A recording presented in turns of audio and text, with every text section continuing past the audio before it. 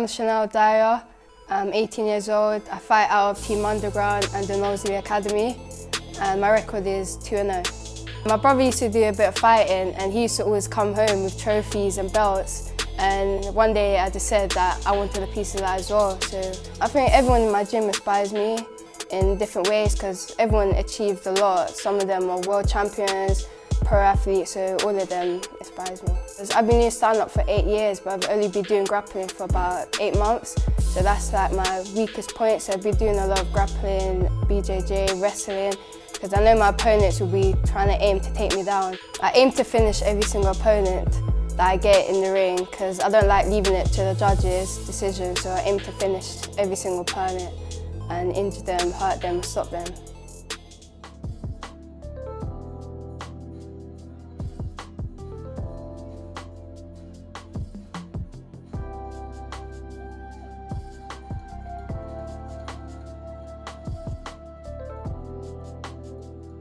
Please welcome her opponent to the cage, making the walk to the red corner, introducing Bizan Mammootty.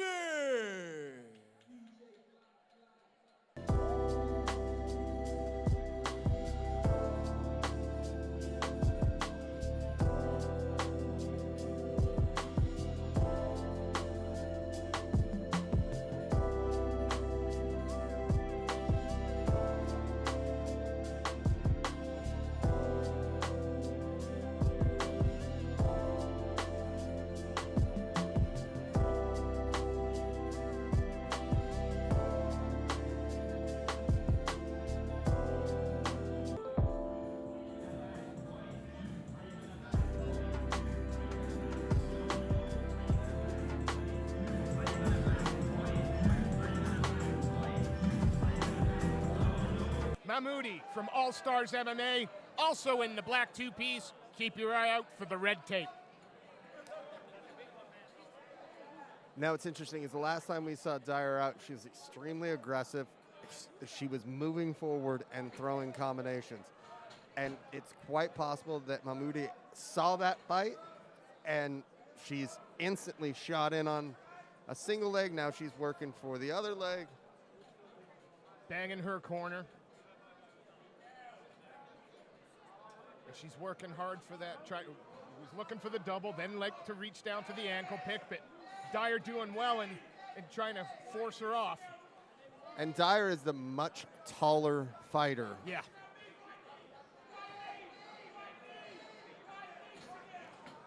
And now Dyer, they're scrambling here to try and take, but jumped guard, and Dyer goes, no thank you. Steps back and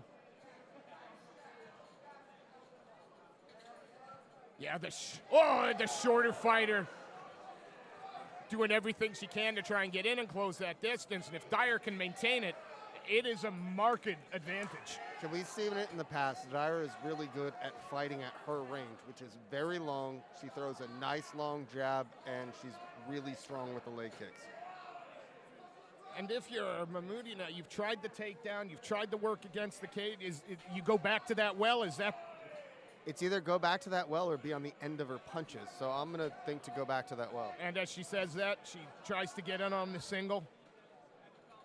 And Dyer looking to try and widen that base. Well, Mammootty's doing it smart. She's doing it right up by her corner, so her corner can literally walk her through every aspect of it. Big knee up the middle there but it's the size at the moment. It's just the length of Dyer that's causing the issues. As shorter fighter, I was always the longer, rangier fighter. So for me, I was always in Dyer's perspective. But I know that there were certain people that whenever they competed against me, they had specific tactics, i.e. jumping guard. Well, that's exactly what Mammootty's doing, and she's bringing that guard up high. It's, looking to get that triangle, looking to turn it into a mounted triangle perhaps, and nope, uses it for mount, but that's a really high mount. You're gonna have to be careful. Scrambles round into side control now. And look, just that one shot, that one leg kick from Dyer, marked up the thigh. Yeah, you can see a huge red mark running down Mojave's left leg. But Mammootty like staying busy like a, I was gonna say like a fly on, I'm gonna change that to flypaper. Really sticky, stayed busy, and took away the natural physical advantages that Daya has.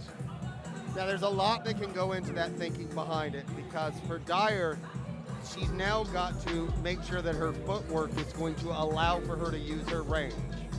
Okay? She's been successful in the past because she was able to use that range and control the center of the cage.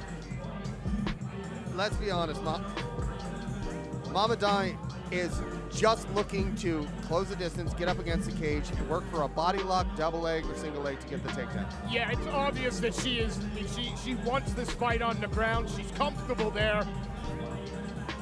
But I've been really impressed with how she's nullified that reach, and Daya got to work that footwork. She's done it by literally just embracing the grind. Then once she gets close enough in, she's jumping guard, bringing it in tight, and then looking for the sweep like she got last round. Well, here we go. Second of 3 possible rounds here in this women's flyweight amateur contest. Chanel Dyer in the Nike Pro. Getting backed up again by Bezan Mammootty, who's she wants that clinch so bad.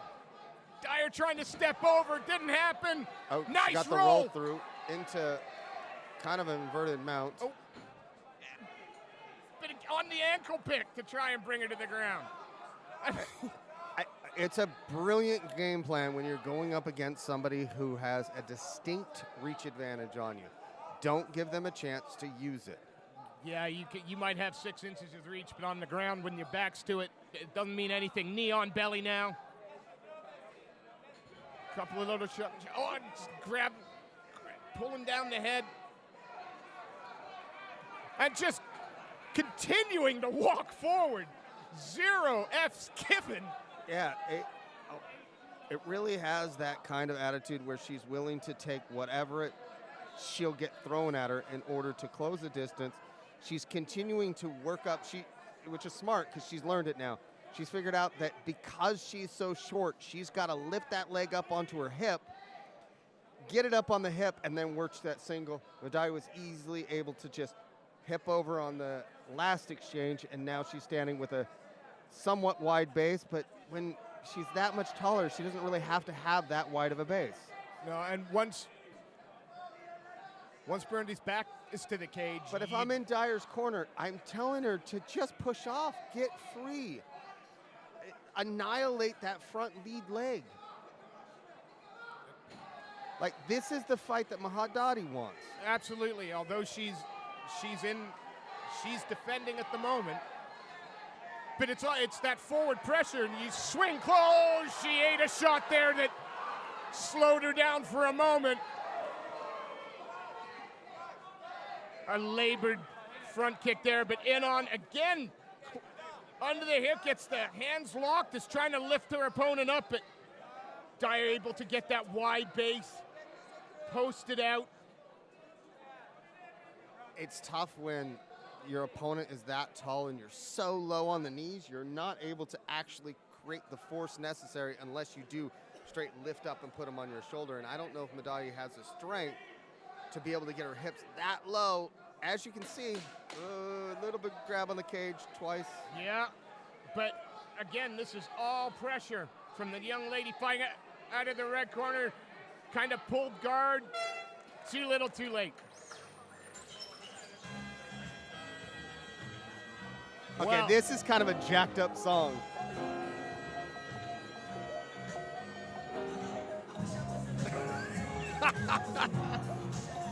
I'm not gonna lie, I think the DJ is having a bit of fun. I'm sorry. If Bezan Mammootty, though, can keep that kind of pressure on for another round. Look, she's negating everything that Daya can bring to it. She took a lot of, 2 really hard leg kicks in this fight, and it's already showing on her lead leg. Yeah, I mean, only 2 have landed. If I'm in Daya's corner, I'm telling her, let's get off the cage. When you spin her, because you're tall enough to, spin her off and then push away, and then let's throw some punches at range. Daya, I'm saying, do the same thing. Just keep going. Keep moving forward. Keep trying to close that distance. Let's work that dirty boxing on the inside and get the takedown. Well, here we go.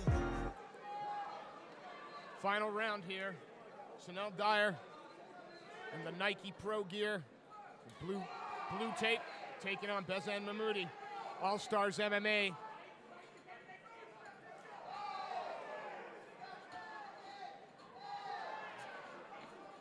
So Dyer's got to be careful not to sort of throw too recklessly. Well, I mean, one of the biggest things behind it is if she throws some combinations, she should be fine because she's usually finishing up her combinations with kicks. But if she's just throwing these single kicks like she was, one of them's going to get, oh. And a teep down the middle, caught her. Chanel Daya looking like she's starting to get a little bit looser. Beautiful front teep to the body, knocks her down. Not sure that you should be celebrating that. Yeah, I'm not a fan of that. We've all seen what happened with Joe Harding. When you start celebrating just a bit too soon, you start dancing around a bit too much. The showboat always sinks, and good scramble. Behzad Mammootty trying to work from top, trying to get in, but that length and pushing off, but just like a Rottweiler, once she gets a hold of you, she's not going to let go. No, and she's like smart. She's now, like positionally, she's doing extremely well. She's laying down on that long leg. She's doing everything that you want to do when you're in top position and lock down a taller fighter. What Dyer needs to do is work on pushing that head away, using the wall to wall walk, not giving up her back to stand up. No, but now she has. She's got the back. Oh. Dyer, though, trying to bully her way over on the back again, hooks in. Rolls, but rolls, and again, is it just that lack of size that caused that? I mean, a lot of it has to do with that. When you're rolling with somebody that's that much taller than you, it's not like anything you can ever simulate. And Dyer, you know, even from this position, she could posture back up, and you saw her landing hammer fists almost at will. But Mammootty's up, and I'm just going to keep coming forward. Yeah, teeps to the face, a leg that's pretty chewed up at this point. She's just walking forward. And she's closed that distance again. Dyer controlling now, nice knee up the middle, wide base. Dyer's running a cow catcher so she can control both of the arms and hold them up. Dyer's continuing that pressure inside to try to force Mammootty to turn. Mammootty's just like moving forward. And now it's just oh, caught her good there. Referee says no. She ate a clean shot. She looked a little wobbled. And remember, fighter safety is of the utmost importance. Chanel Dyer very happy, but that fight wasn't going all her way all the time. Now, Madai showed a ton of heart, and she showed a ton of grit. Heart is one thing. Grit is just dirty, nasty. I'm gonna walk forward, take whatever you give me, and keep coming forward.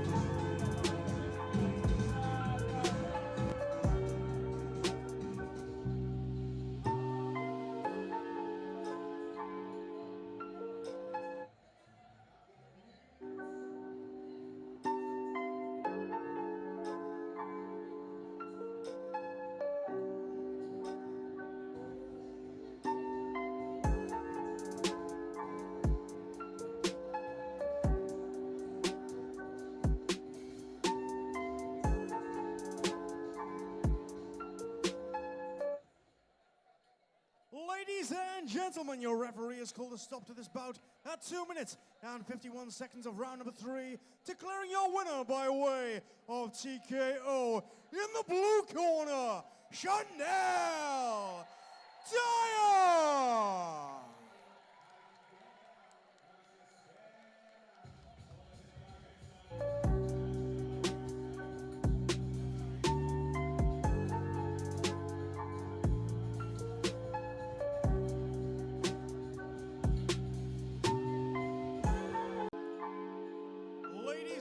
gentlemen, please welcome your next fighter, making the walk to the cage in the blue corner, Adil Sudhir.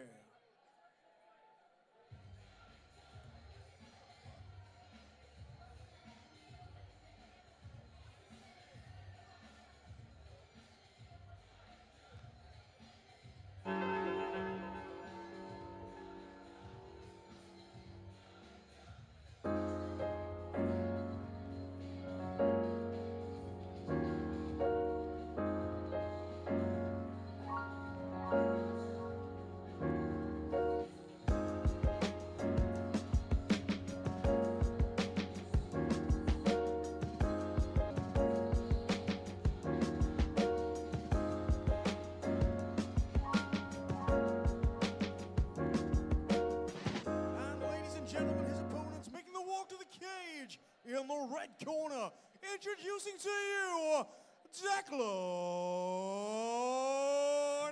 Deloria.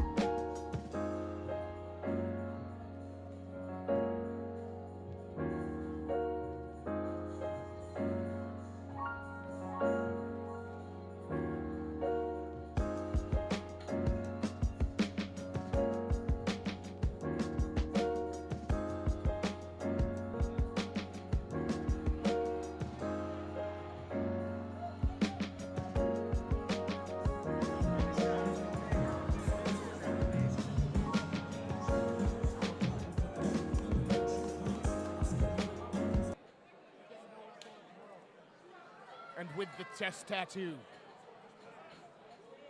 Oh, good look. Ducks under, throws a couple of big shots. And Sherfy shows he's got a bit of a chin straight away. Yeah, I mean, Declan came out head hunting, and Adil took a few of those shots.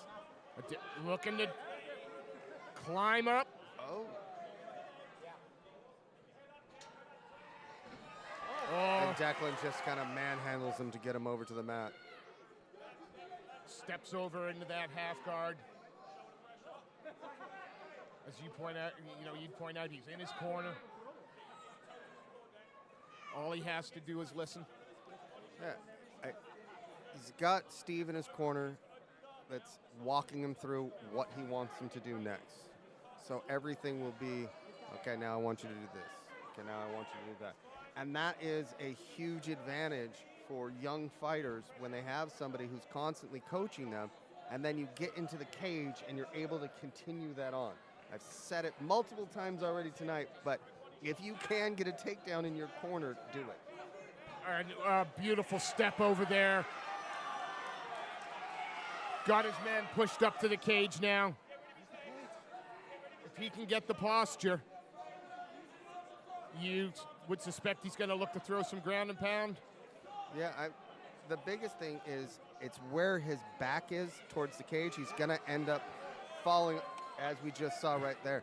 It's always tricky if you're mounting somebody and they're smart enough to move their butt to the cage. I just saw a couple of knees to the body from side control there, and that's put a big smile on my face. Punching away. Sherfy, though, no quit in this kid at all. He's gotten up. Oh, gonna get a warning there.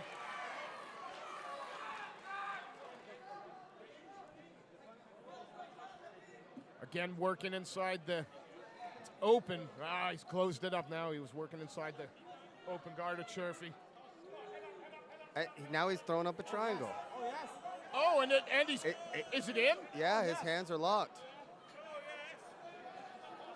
And he's got that leg. Yeah, as soon as he pulled down the foot so that knee crocks over it just a little bit more, tightens it in. He's doing the right thing, though, trying to step over. But that's an uncomfortable position. Yeah, And the thing is, he thought, okay, if I tighten and I do leg scissors on his head, maybe it'll help release, but it doesn't. He's locked in tight. Steps over again. 10 seconds left. And now if I'm in his corner, I'm just counting down the seconds saying, don't tap, just don't tap, just don't tap, just don't tap, just don't tap. Now. And a deep breath by Declan as he knows he was, I wouldn't say saved by the bell, but he was not in a very good position. I'm going to suspect that he was getting those little flashes of light coming through. Worst feeling in the world is sitting there and being stuck in a submission, especially a blood choke, and you're like, okay, do I have 10 seconds? And then in your head, you're counting, and that 10 seconds is the longest 10 seconds of your entire life. First round literally belonging to the fighter out of the red corner, Declan Deloria. But the thing is you got to look at as well is, yes, he was dominant on his feet. He had a bit of success from top.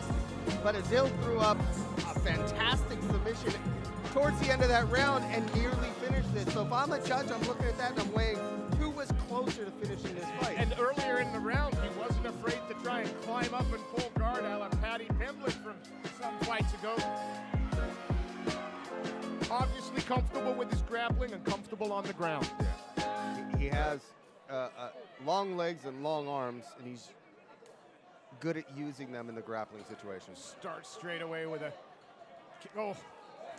labored kick there that allows Deloria to walk in, pressure his opponent up against the cage. And now we're over in Adil's corner, and if I'm Declan, I'm looking to maybe not take him down right there. He had success when he was in his corner. Adil might have that same success if he were to get taken down in this corner. Got the body lock there. High up the back.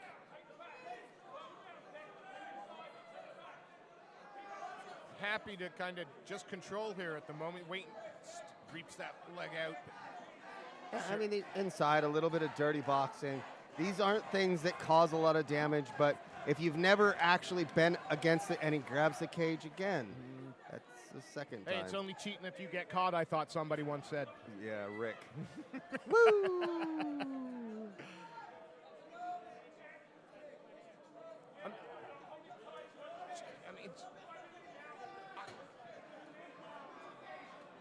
Right now, it's sure if he's just not able to get the fight in the area that he wants it. But I'd love to see what happens if he gets top position.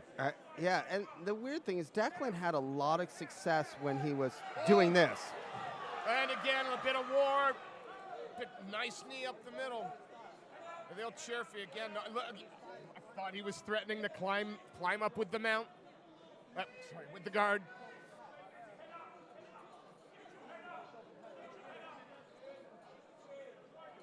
You could see he was trying to look for some space to slip that hand around the head, but Declan keeping tight, and then separates. Oh, almost walked into a front kick there. Got to be careful about being that nonchalant on the break. Yeah. And I constantly tell everybody, when you break, that doesn't mean you're free. That means you have a unique opportunity to throw some really hard strikes as you're setting up your next position. Don't just, take a deep breath and kind of walk away. That's how you get knocked out. Again, it's the forward pressure from the fighter out of the red corner. But see, Adil is baiting him in to get his head down and trying to jump that guillotine. He did it in the first. He's now got Declan to actually put his head directly down now.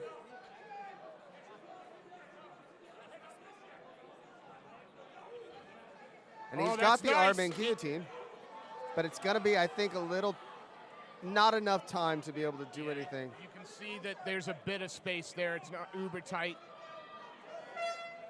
But again, something that's got to make Declan Deloria, pay attention. And that's just it. Like, if I'm in Declan's corner, I'm telling him, let's get your head in better position. If you want to push him against cage, that's fine. Do whatever you want to. but I need you to have your head in better position. Your head needs to be right up underneath the chin, pushing his head away. Don't let your head get into his armpit. If I'm in Adil's corner, simple. If he charges me in, let's look to bait that head down and let's jump it a little bit faster. Yep. He needs to really think about figuring out a way to finish this fight. Yeah, he's been sort of bullied is the wrong word, but he's been pushed around the cage. We've seen, though, that he can be dangerous. He needs to set the pace of that danger now. Exactly. All the seconds are cleared. Bucket's taken. Cage door closes. Round 3, here we come. I have a feeling that Declan's going to come out like a house on fire. Yeah, comes out swinging. Adil Cherfi back to the cage with that, looking for that play. And knees again, to the body. and as you say, when that distance is closed, he's always looking to try and tie up that neck, lower the head. If you notice now, the head position by Declan's in the right spot. He's putting his forehead right in the chin. He just can't get lazy with it like that. Needs to turn that head towards the chin. Unless he's looking to embrace the grind for the next two plus minutes, though. Why isn't he separating? I have no idea. He has success when he's away from the cage and he's able to control it. When he's tied up like this, he takes knees to the body and he puts himself in positions to where Adil can reach up and try and grab a hold of that guillotine. Knee to the inside of the thigh there, couple on. But again, he looks to pull down on that head.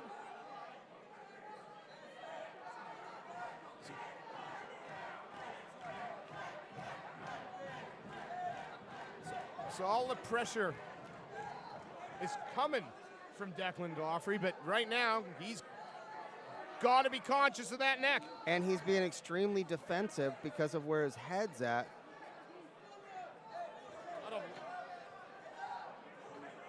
Adjust the grip. And again, he continues to look for that choke. Hey, he's going for a weird version of a standing darce, which I don't really understand. He's got that opportunity to actually pull just a guillotine if he just slides that arm underneath, because Declan's allowing his head to sit there. Yeah, and the chin is up, not tucked, so you'd be able to snake that forearm. You got a standing guillotine. But again, all the pressure again coming from the man out of the red corner. Constantly sure if he spins him off now. Gives up the, but I'm not sure he's too worried about that position. Turns in again.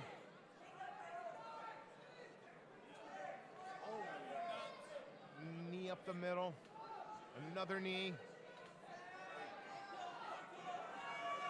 He's using those knees effective because it's allowing him to then turn the head of Declan, try to put him in other positions, and Declan's not doing a lot of damage on the inside. He's not throwing a lot of punches. No, he's just controlling position, really. As I say that, a couple of body shots land, but it has been him pressuring against the cage for the majority of the fight. Oh, again looking to crank it up nice and high, but be too little too late, I think. And that's the end of it. He was always in this one. Yeah.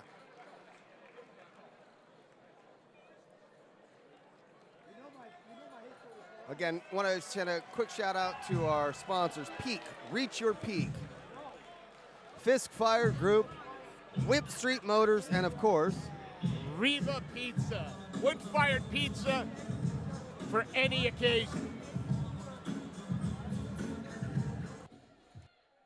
Ladies and gentlemen, after 3 rounds of amateur mixed martial arts action, we bring you your winner by way of split decision.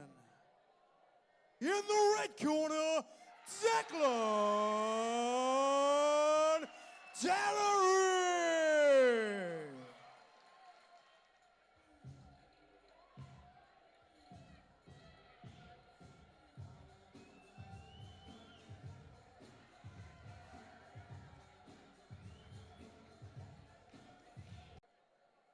Ladies and gentlemen, please welcome your next fighter, making the walk to the cage in the blue corner, Sufyan Ashik.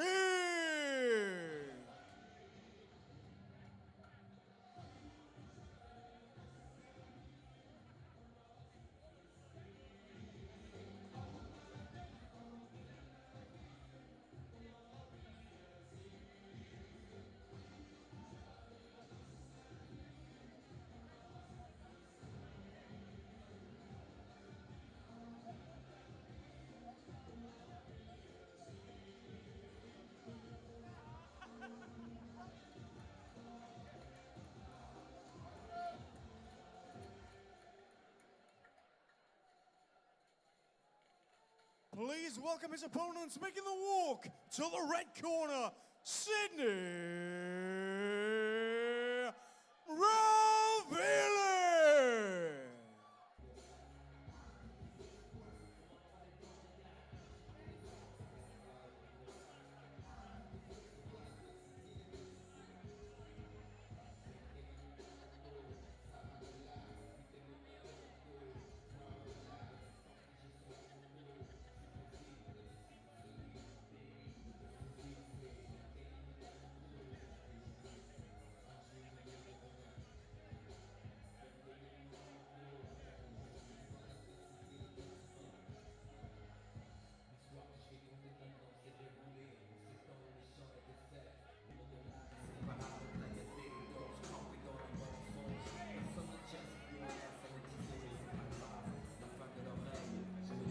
Athletic and explosive-looking Sufyan Ashik from the MMA unit Coventry against Sydney Viale representing MK Legion.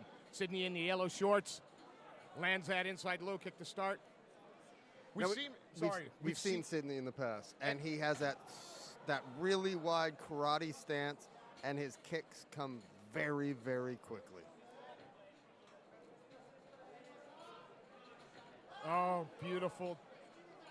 Just stepped in, lands the shot, and then back out. Oh, perfect form. I can't say anything bad about it. He set it up, he baited him in, he hit the double, he finished it well. Sheik trying to work off his back though, but Sydney's been smart. He's not just sitting inside guard. Now he is. But he wasn't just sitting inside guard. He was constantly moving forward to try to find a better position. Now he's got him. Uh-oh. That's deep on the arm. That's big on the arm. Ah! Good scramble. Good Lord.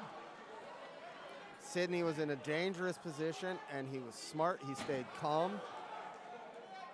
Oh, is he underneath for the guillotine there? Is he? Nope. Going to pop that head out now. Now we're going to see how Sydney works off of his back and his can do as far as top position. Looking to try and step over and kneel on that forearm. And he's wrapped up that right arm to where it's stuck on the mat, and he's kind of just blocking on that left arm, and he's got that tight body lock, and it's the scissor body lock. It's not your typical body lock. He was scissoring it. It takes away your breathing. I mean, he's so explosive with that hip movement to be able to bring him up quick. Looked like he was perhaps threatening maybe for the triangle, but now working the arm. Sheik was smart. He slid that elbow back through. Again, he's looking for that triangle, and Sheik still sliding that arm through. That'll at least keep him safe. The elbow is now past the hip, so he should be safe. No triangle there. I would say for Sheik, take your knee, stick it right in the bum. Yeah. People look at me weird when I say that, but that's the best defense, and it's the best way to open things up when somebody's got a really long guard. It allows for you to pressure it and slide out the back door. Sheik looking now to get a bit of posture. I mean, Sydney's been smart with isolating that right arm of Sheik. Oh, roll into the full mount. Landing shots with 5 or 6 seconds left. But Sheik is. Okay. That's over. Yeah, that's it. What happened there? I missed it. I have no idea, but I think it might have been the arm went. Way of TKO in the blue corner, Sufyan Sheik.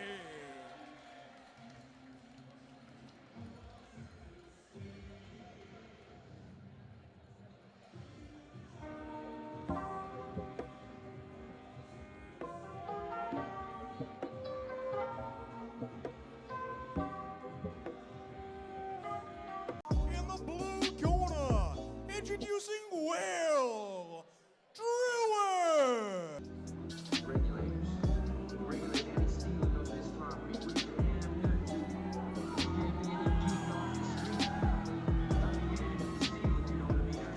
I'll get the order in, Juice.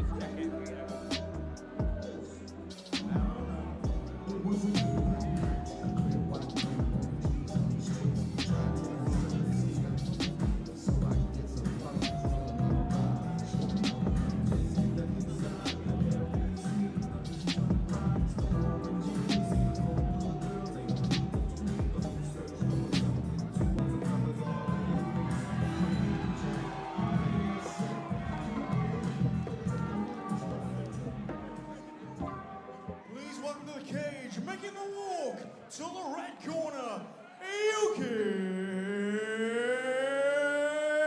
and Danby.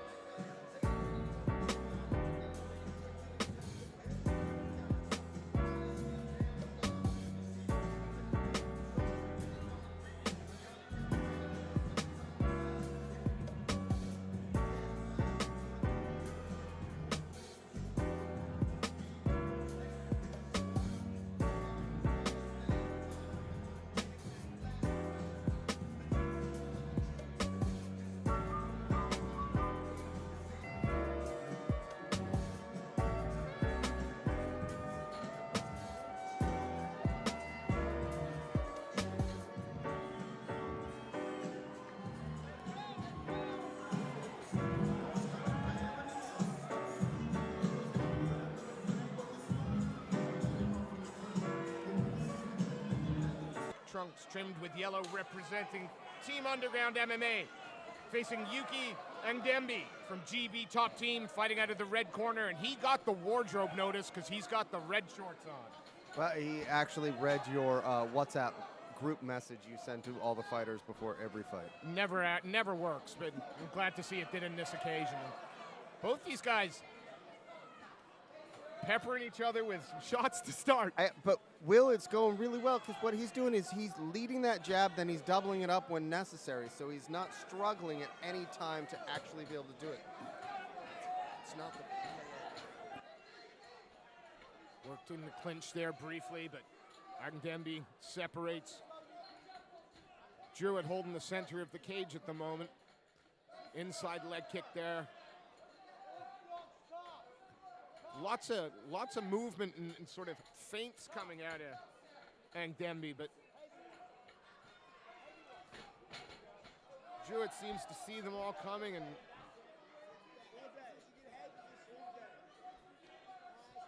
now that clinch work up against the cage.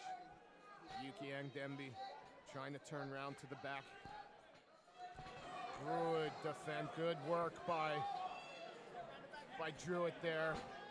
Yeah, but Yukembe's been smart because he's pushed him up against, and as I've said before, his own corner, and he's really working to listen to his cornermen. You know exactly who they are. Yeah, and why wouldn't you want to listen to Brad One punch.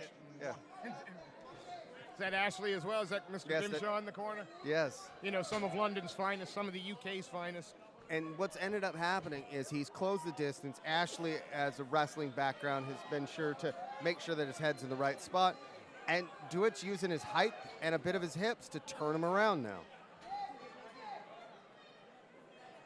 Drawit looking to change level. Trying to drop down. Maybe for the single, but He's grabbing the back, like of the hip. Oh, nice. nice. and was looking for a dump. He was baiting that in the entire time. Controlling that arm onto the back now. So he's got an Iowa on the near leg, and the best thing you can do with an Iowa is it's a great setup for ground and pound, and he's used it to step over into mount. Again, good scramble. And Yuki's hands were locked under the hips, but Drawit was able to get his hips down, elevate the arms, and stop the takedown. Under the hips only that time, for no, a second. and nice, but a great scramble. Oh, Whoa! right back up. Oh, knee to the head of a things is Drawit was faster on the step. He seemed to be the one that was instigating everything. Yuki kind of had a reactionary, and it was more of, as it came in, he would then turn around and react to whatever was happening.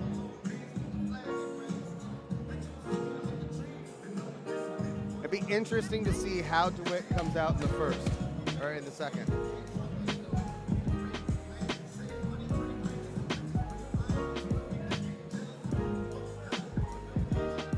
Physically two evenly matched fighters, both with a bit of range. Touch of gloves, and here we go. Ooh.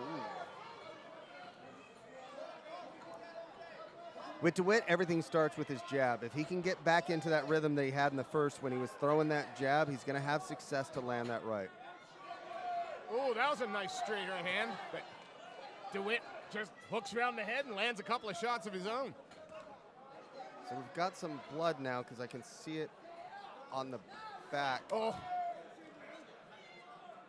Again, acknowledge that that one landed.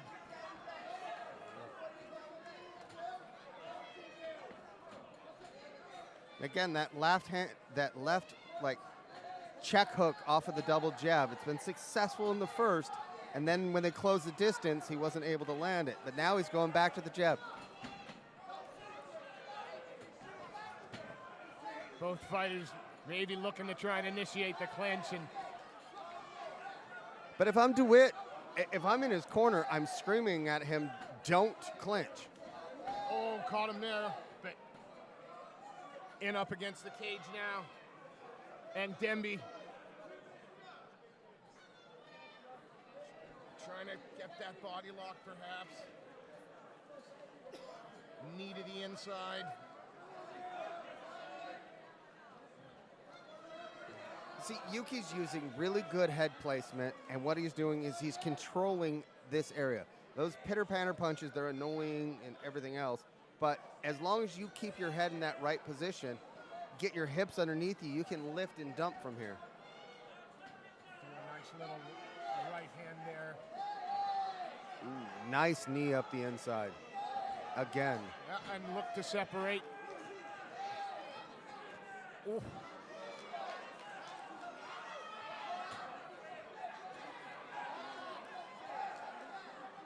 Back to the center of the cage now is, again, a nice left hand rocks the head back. And Yuki's using good head movement when he, and as I say that, he doesn't, but then he uses it right again. He was using good head movement. He was keeping his head off the center line as he was coming in. If Drawit was throwing head kicks, that might be scary, but poke to the eye. Eye open, eye wide. Rich Mitchell sending him over go to to a neutral corner.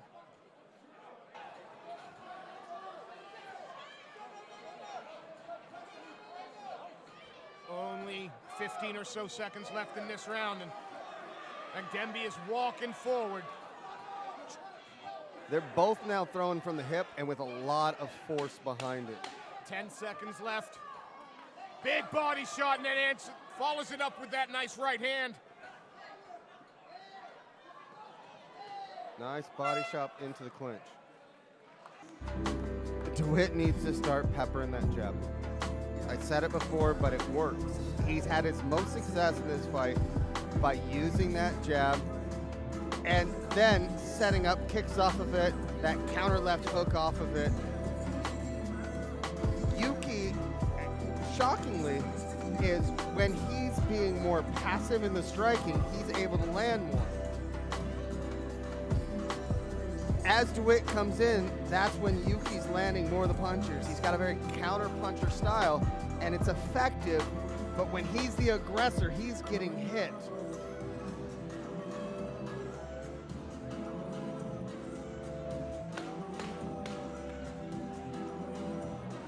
Slipped.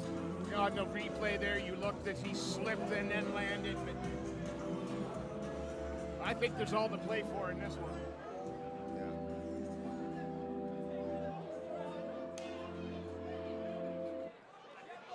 Touch of gloves again, and Yuki and Danby representing GB top team, red corner, red trunks, taking on Team Underground MMA's Will Drawit in the black trimmed with yellow, and starting to get a bit of a, and they're talking to each other. Couple of uppercuts landed there. But now Danby in his own corner, looking to try and secure the takedown. It's tough because Drawit's legs are extremely long, and Yuki, as he tried to lift that up, he realized that no matter how high he lifted, he wasn't actually going to be able to get a lift single. Looking to try an outside, like a trip now, but weeps around the leg again. Drawit doing thing right, but is he, is he in position to, I thought he was looking to try and set up just a hip throw or something there, stepping around. Drawit wise to it. Nice. Drawit now. Drawit's in the position now where he can do just that, lock his hands behind, secure the takedown. Now Yuki's got to start looking at, okay, let's wall walk, use that cage, slide up from his feet. But he's now got his arm trapped behind his back. In the gym, I always say I'm big bothering people when I do this. Well, because that's the kind of crap that big brothers do to each other. You take one of the arms, put him behind the back, and then beat the crap out of him. That's true, and right now that's exactly what Drawit is doing, just landing shots. Those arms free now. With half of the round gone, Yuki has to really start to explode. If I'm in his corner, I know I can hear Pickett screaming at him. He's got to move. Got the butterfly guard in now, so if he can use those butterflies to elevate his man, push him off. Drawit driving forward, steps over into side control. But that allows Yuki to be able to stand. If he uses that wall and he stays nice and composed. Got to be careful not to give up the back. He's got it underneath. That's looking tight. Maybe on the jaw. No, had to let go. But couple of shots landing in there. On the back, hook in now. And he's riding both hooks. He's got it nice and deep right in front of us.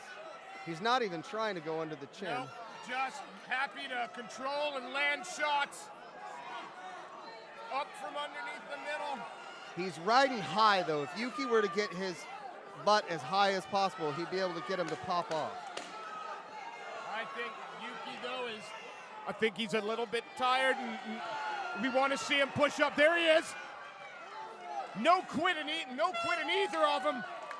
Man, what, again, no quitting either on Yuki. A little bit disappointed, but hell, that was entertaining, boys. Ladies and gentlemen, after 3 rounds of mixed martial arts action, we bring you your winner by way of unanimous decision. In the blue corner, Will Drawit.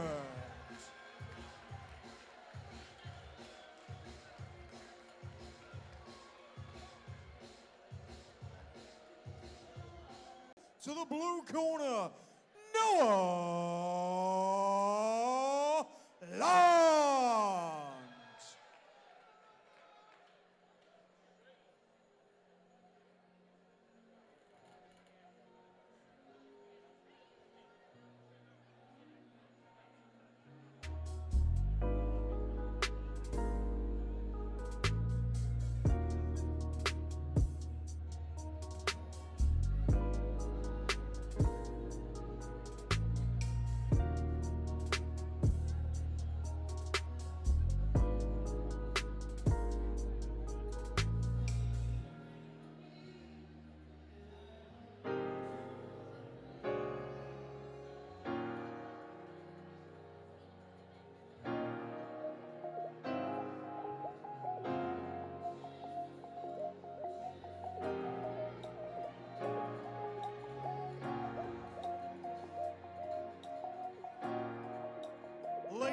and gentlemen, introducing his opponents, making the walk to the red corner, Axel Japande.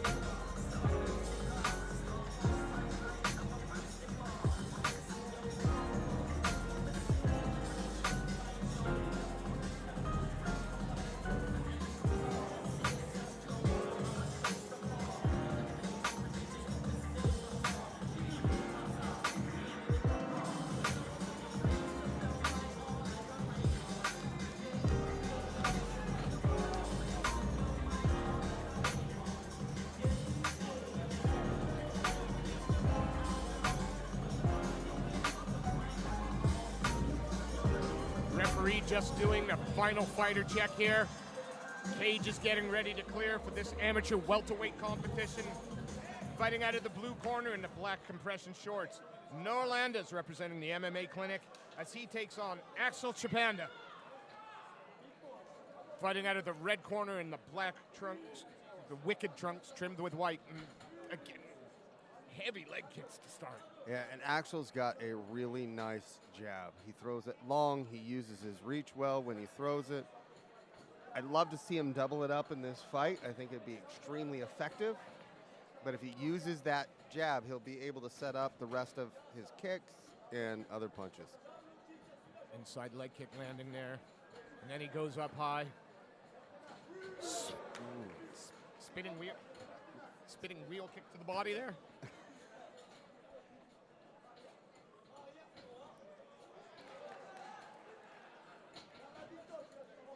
He looks really, really loose, does Axel. Yeah, one of the things is Noah's staying, like, he's old. I'm not going to, like, disparage him in any way, but it's one of those things where his facial expression hasn't changed since he walked out. No. At all. Whereas you look at Axel, he's smiling, he's kind of happy. A little slip there. Yeah, Noah's locked up those both legs, looking to climb the ladder. Yeah, looking to control from the side, but a nice little scramble from... Oh, I love it. He's got a cradle. He's got a cradle. Amateur wrestling move. He's got a cradle. It's fantastic. He just needs to drive forward, put him right on his back, set him there, and then just relax. Is Panda doing everything right to defend that? Well, one of the biggest things is you want to push the legs away so that they can't step towards you, and he was doing a very good job. He's very long, so it helps out. Ooh, that looks...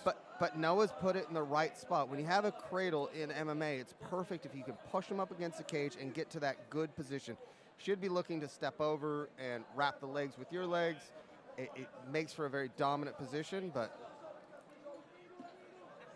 Good work there from Axel Japande to get his back to the cage and wall walk up, but Noah Landis just not willing to give up on the takedown again at the moment. No, he's in on the single. His hands are in the right spot. Now he's switched off to a double, locked the hands, and instantly got it down.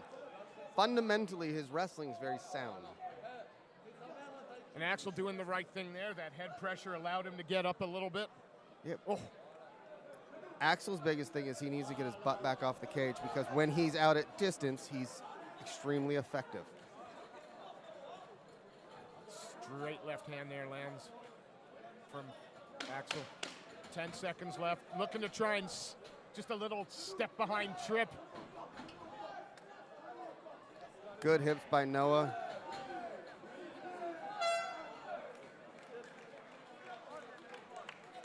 You want them to save that till the end of the fight, don't Exactly. you? I could see the look on your face. I could see the... Annoying. Oh. It's so just like, good. I'm happy for you. You're just punching some dude in the mouth, and now you want to say, hey, buddy, there you go. That's what you do in sparring. Yeah. That's literally what you do in sparring. Yeah, good one. What are you asking Landis to do? Are you asking him to do anything different? Yeah, I'm telling him let's close the distance quicker. He was able to get in on the shots that he needed. He transitioned from a single to a double correctly, back to a single, back to a double, was able to get it down. But what he needs to do is climb the ladder faster. Because Axel's legs are so long, he needs to get up to the back and Khabib it. You wrap those legs with your legs, it allows you to get the opportunity to climb easier. Plus, when the fighter's taller, you can throw punches as you're doing it, which allows you to climb better. From Axel, it's fighting at range. He is extremely effective when he's throwing that long jab, leg kick combo. And it got to the point where it forced Noah into fighting the way he did in the first. Well, here we go. Second round in this welterweight contest. Axel Japande fighting out of the red corner in the black and white wicked shorts as he takes on Noah Landis from the MMA clinic in the black compression shorts. It does seem like Axel Japande is now starting just to find his range, but as soon as I say that, a big overhand lands. And Axel's closed the distance quickly. Are you posting on that, trying to keep his man's back to the cage? He's got the double unders, and he's looking to lock his hands to get that body lock. Noah's doing a good job of trying to fight his head away so it's not in a dominant position. What Axel needs to do is switch off to a double here. If he changes levels. Oh, nice, nice! And that's where he's going to be the most successful, I think. When he has a bit of distance or he initiates the clinch just so he can step away and land those combinations. Has he walked into a guillotine here? Yeah, he has. Standing. High elbow. And it's deep. And he's fighting the hands correctly. And is he in danger here? No. He was able to fight the hands correctly. He stayed calm in there. His eyes are wide open, though. Yeah. Eyes are wide open. That was the first change of facial expression we've seen from Noah. Japan just seems, again, he just looks like he's enjoying himself a little bit. Yeah, Half smile. So he feinted in to get that single, was able to close the distance. Good hips to not get thrown. Yeah, wise to that hip throw there. Oh, good knee up the middle, though, from Japan. And another good knee. You can't take a lot of those.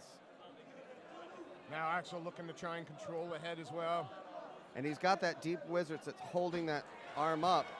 And that wizard is what allows him to continue to stand up because he's able to control Noah and kind of elevate him when he needs to get free. Those knees to the body are starting to tell a little bit. Oh, big left kick, stumbles his man and walks right into that right hand. Noah Landis in, trying to get, but good takedown defense this time. He telegraphed the takedown, though. Instead of setting it up with punches, he kind of just dove at it. Uh-oh. Yeah, he's starting to look tired, and Japan is starting to put it on him. Ref. Whoa. Okay, well, I'm sorry. This ain't going to make me popular, but I think just a tad early. Don't you think? A tad early. I never question referees when they stop amateur fights. I love them all here, but I'm going to quit. He's still wide-eyed. He took one shot, staggered him a little bit. I never question referees when they stop amateur fights. That's just the stance that I have. Fair play. You don't want him to take unnecessary damage. At the same time, I think he had a few seconds left in him. If I was not the person that I am, I would completely agree with you. My only thing is, it's hard for me to ever question that one. I'm thinking, I guess I'm looking at it from the perspective of somebody fan? watching from the outside. Oh gosh, yes. From a fan's perspective, I can see how somebody's doing it, but from like my personal perspective as being a coach, I would want every time it to be stopped early than too late. I never want my kids, especially amateur fighters, to take too much damage. Fair enough. Ladies and gentlemen, we bring you your winner after 2 minutes and 46 seconds of round number 2, declaring your winner by way of TKO. In the red corner, Axel Japande. Yeah, of course. Yeah. Of course, I'm not here to make friends. No, I thought he could have allowed another piece. Fighter making the walk to the cage in the blue corner. Introducing Christoph Polishak.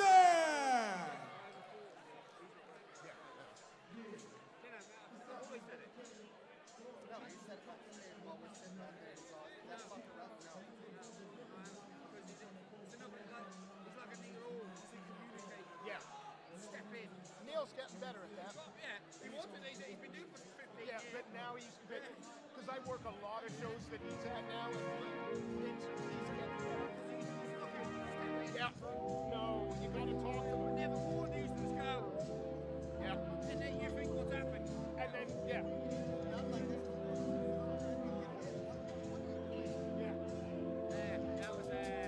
Very really good. I don't feel enthused for saying it now. It's when everyone else looks at you and goes, really? You think that? You're like, okay, well. Are you off for a minute?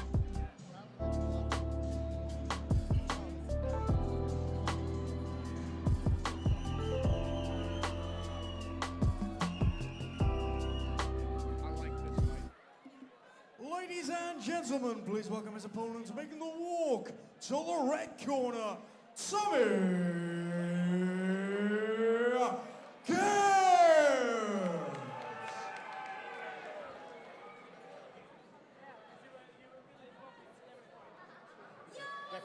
That's a very good.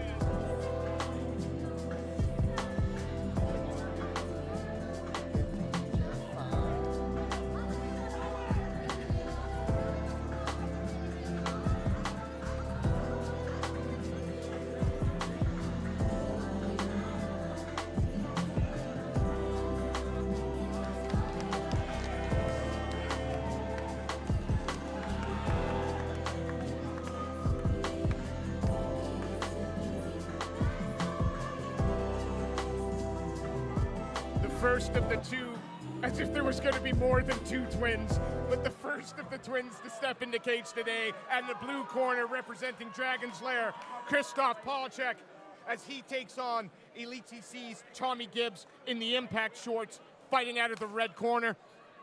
And Tommy, he's already won Walkout Song of the Night. oh, without question. And, you know, we look at the builds of these two flyweights compared to the two we've seen before, and man, these guys are solid. Yeah, these are big kids for that weight class. We've seen Pavlovich many times. He had an amazing war his last time out.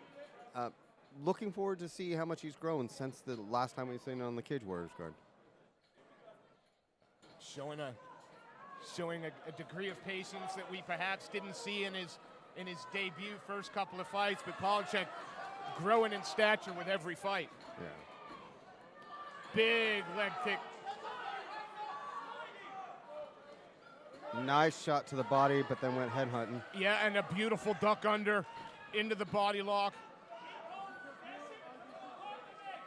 I mean, Gibbs is smart. He's staying busy with the knees to the legs. He's really working for that head position to get that outside leg reap. Ends up now inside the guard of Christoph Paulcheck. Paulcheck's head jammed up against the cage door.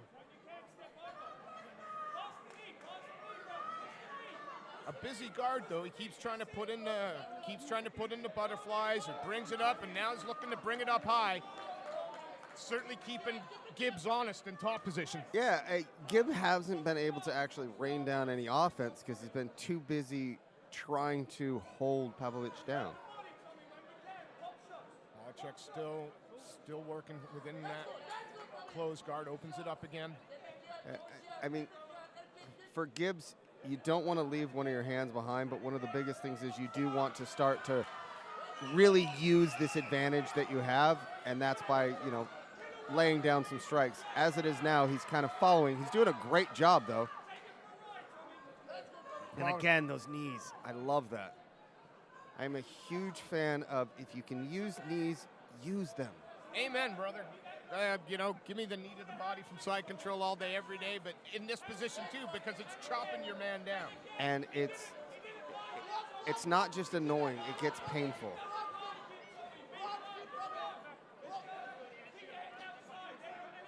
With 30 seconds left, nice shot at the switch, but Gibbs just will not give him any room to breathe.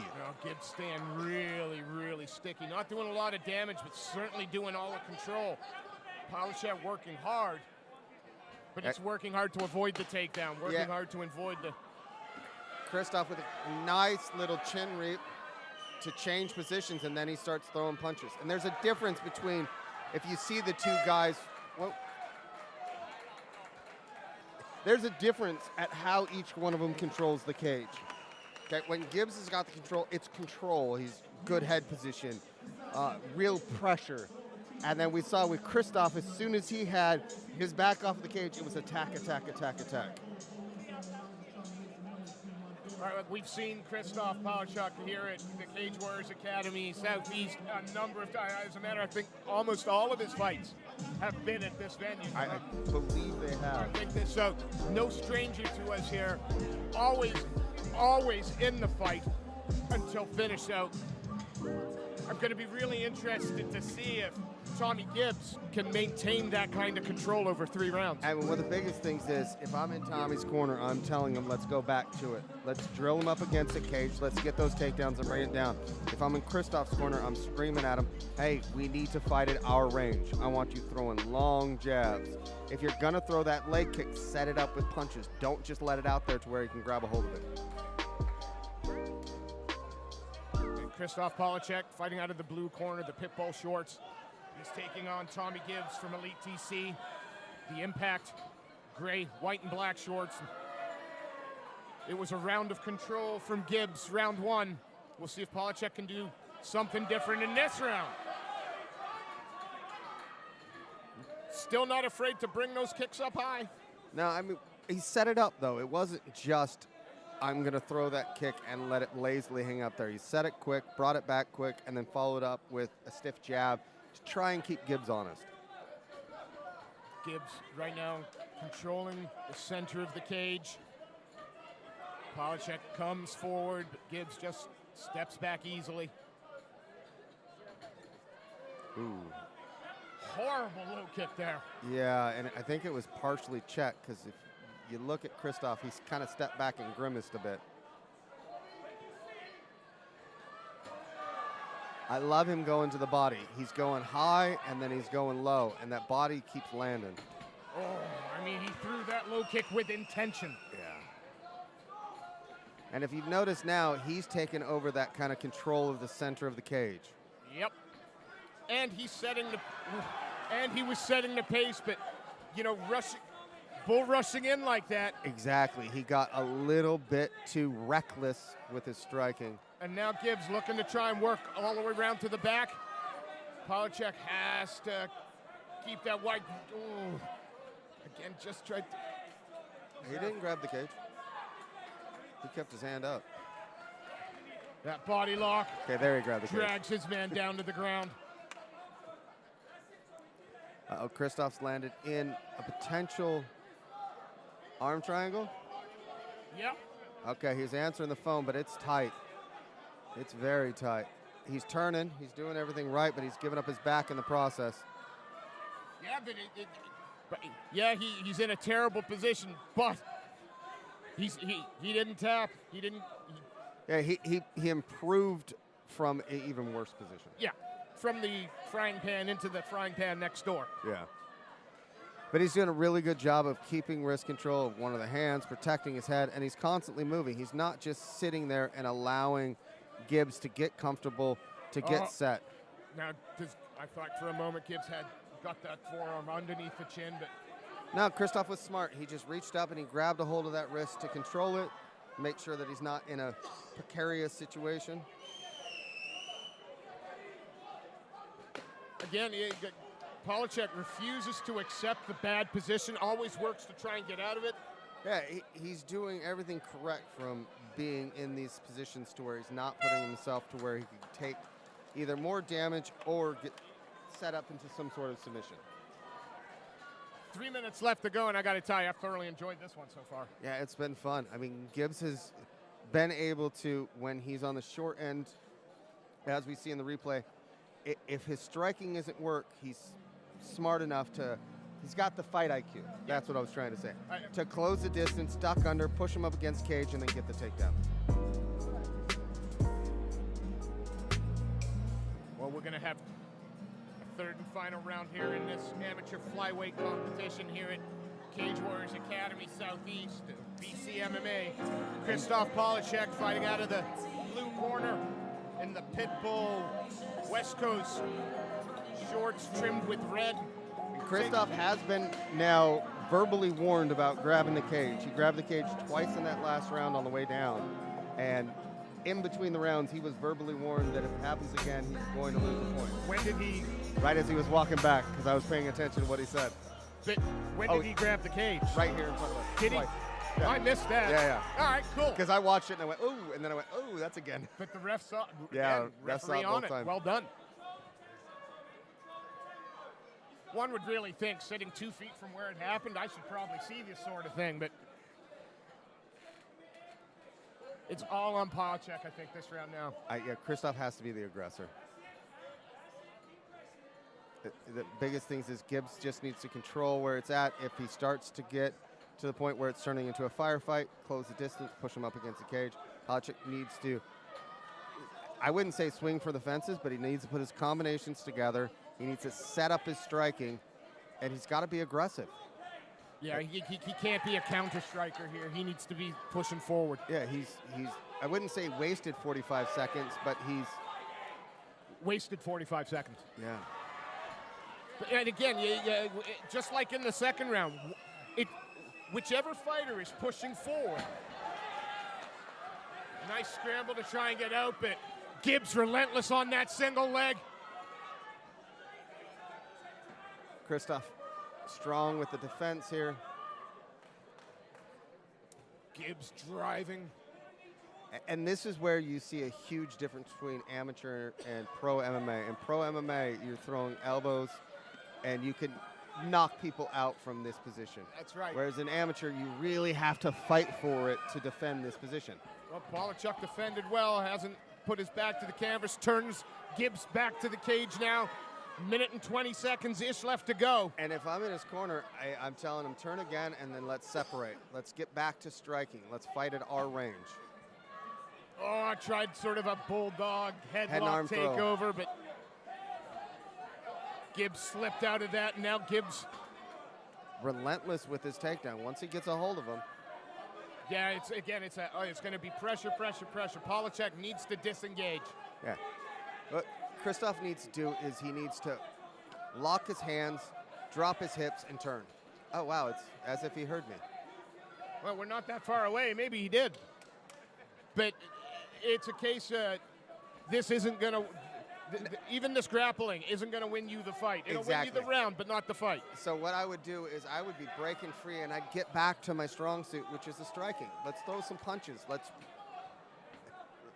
look for the finish. Tried the ankle pick there. But Gibbs got a knee down. And Gibbs got that full body, and he's holding on to that point where now he's given up his back. There's 15 seconds left. Can Christoph lay down enough punishment? Not while Gibbs scrambles the way he's scrambling, refusing to keep that bad position, even north and south. A fun little tussle there. I'm going to put my money on the gentleman in the red corner. but we're waiting. We'll have to wait and see.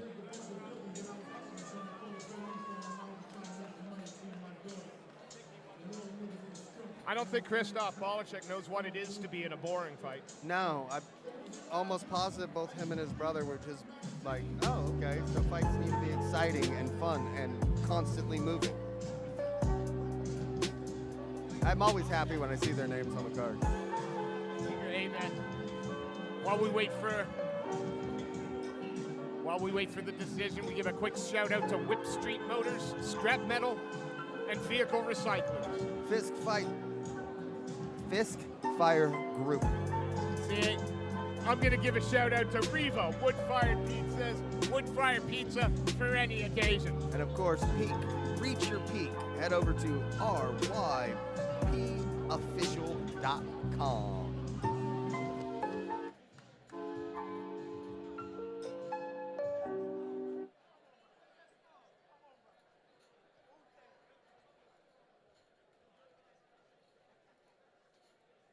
Ladies and gentlemen, after 3 rounds of mixed martial arts action, we go to your judges' scorecards and bring you your winner by way of unanimous decision. In the red corner, Sudhir Gibbs.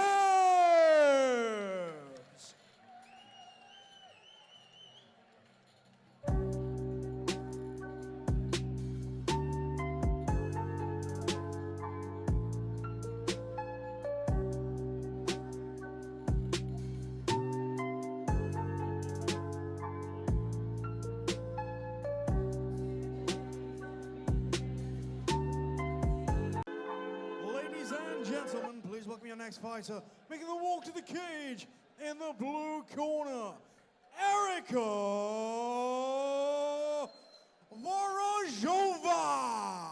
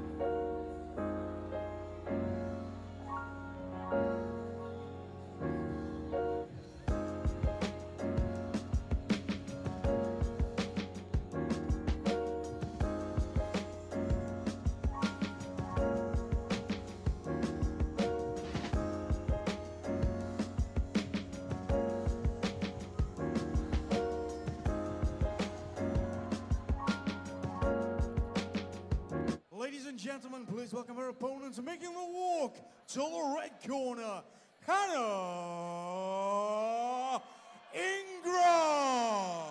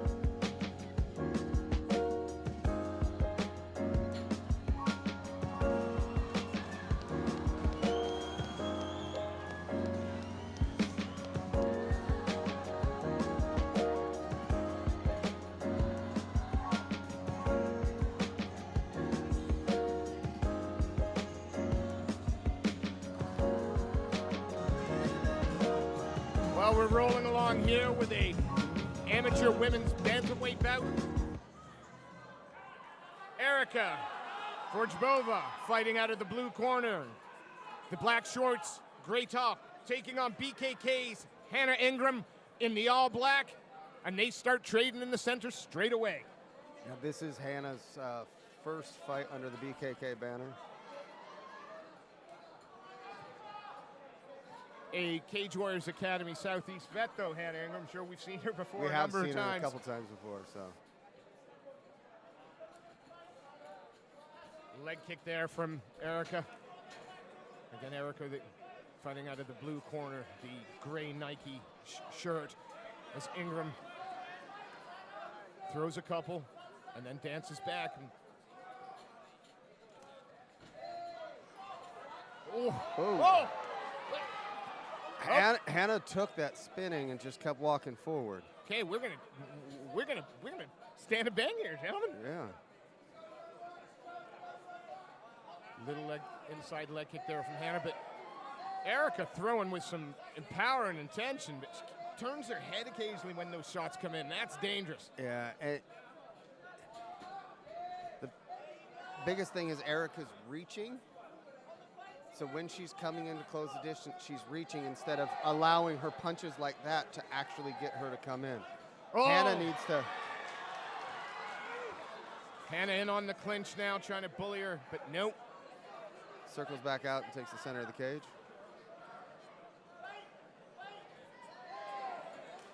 Now, another low kick to the left thigh. And it's phone booth fighting here, and I'm not sure that's what Hannah wants. No, she clinches up. She brings him right into her corner, which is good. She's got Sean Sexy Curls and Jack Mason over in there. Hannah Ingram now pushing Erica up against the cage. Now Erica's changed the position. She goes knees in. Oh, nice knee up the middle, but Ingram pushes off. She's got the underhook. Wow, both these young ladies game for a scrap. Yeah, they're both throwing with kind of reckless abandon. Erica's, takes a head kick and walks forward on it. Hannah staying inside and just throwing straight long punches. Only the first round, but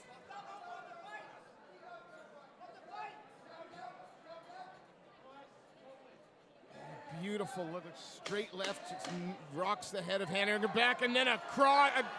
You can't stand and firefight with your hands down like that. No, she needs to. Oh! She goes high with that kick, but she's got to set it up to make it effective. Yeah, wow. So if I'm in Erica's corner, I'm telling her, okay, let's move forward. Hannah's moving her head backwards as she's doing it, so throw some combinations. If I'm in Hannah's corner, I'm telling her, let's get your chin down. Let's throw some more of those straight punches, and I need a bit of head movement. Meaning, as you're throwing a punch, your head should not stay on that same line. It's got to kind of pivot off. Because Eric's able to land because Hannah's head is there every time she throws a punch. It's really funny because I'm listening to you talk and I'm watching Jack Mason, and it's almost like what you're saying is being fed straight to him in the corner. There's been times that say Jack and I think correct. Good Lord. Ingram looking composed. Both fighters look like they're getting ready for the first round, not the second.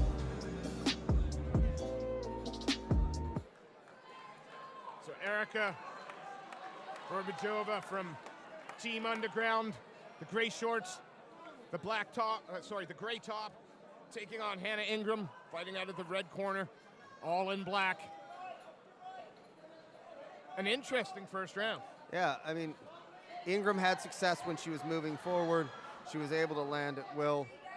Hannah had enough leg kicks and punches. Oh, that was a beautiful single leg. Yes. Reaped it and ripped it. And she just mauled her.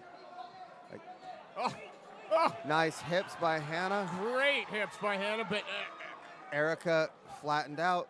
She got her hips back underneath you. Now, one of the things is Erica's got to look for is she's got to climb that ladder. She's so low now with her hands, and it keeps her head that low. If she's going to be able to rain down any damage, she's got to do it by actually posturing up. She can't do that from being that low on the body. Hannah got one kind of a knee bar in place, looking for mission control here. You know, a lot of it is probably just controlling the posture to not allow her to pass. So she's not able to get that full guard because she can't get the leg in there because Erica is riding so low. And now she's got that butterfly, just about got full guard. Control, and now she has it. Ties it up. And now one of the things is she's either going to just lock her down or look for sweeps. It'd be nice to see her try to throw up some submissions, whether it be an arm bar if one of the arms are trapped, or triangle. Well, she wasn't just content to sit in closed guard. She started to put foot on hips, look for butterflies, look to bring some of the legs up high. She's staying busy. And again, it's because of how low Erica's riding that sets that kind of stuff up. Because she's reaching to try to throw these punches. She's got to bring her hips in a lot tighter. Erica, though, starting to have a bit of success with the ground and pound. More importantly, though, it's the control. Yeah. It's eating time off this clock. It's eating time out of the fight. And Hannah Ingram isn't winning this fight on her back. Exactly. Body shots there.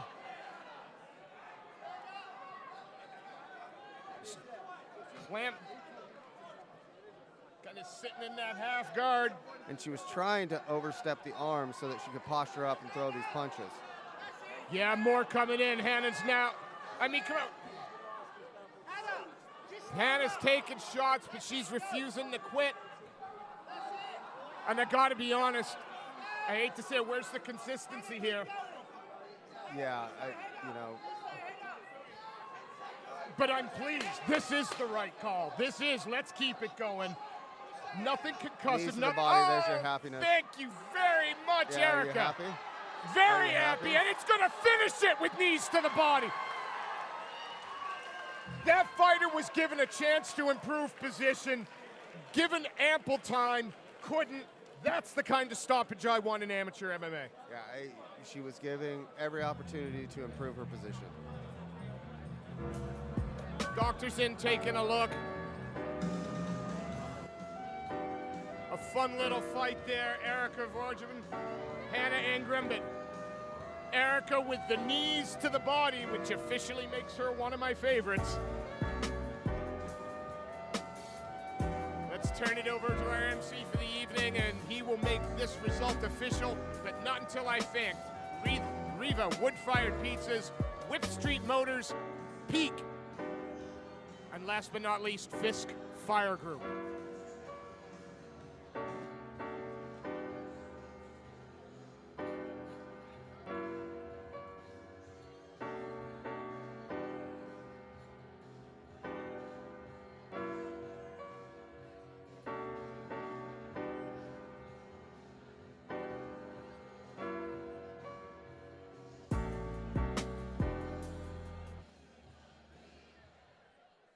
Ladies and gentlemen, we bring you your winner after 2 minutes and 59 seconds of round number 2, declaring your winner by way of referee stoppage in the blue corner, Erica Vorozhova.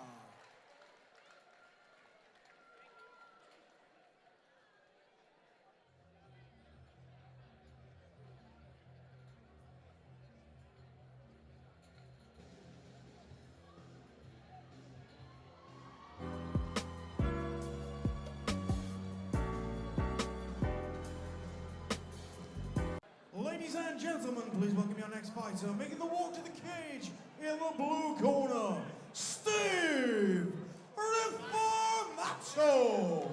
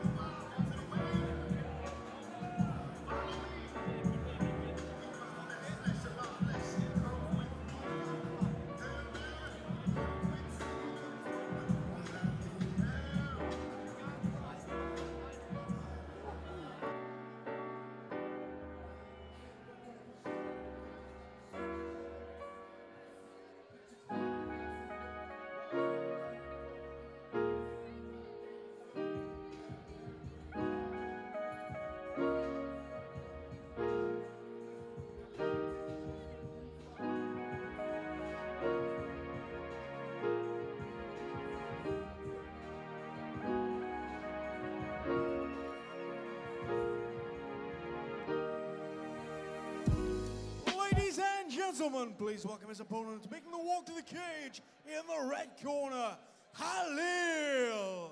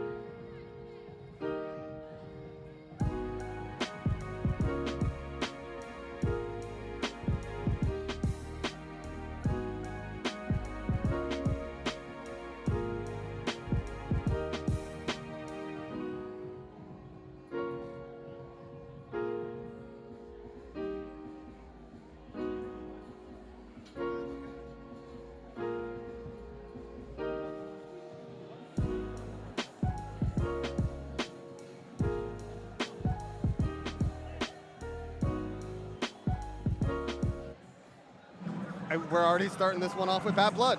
Absolutely no love lost here.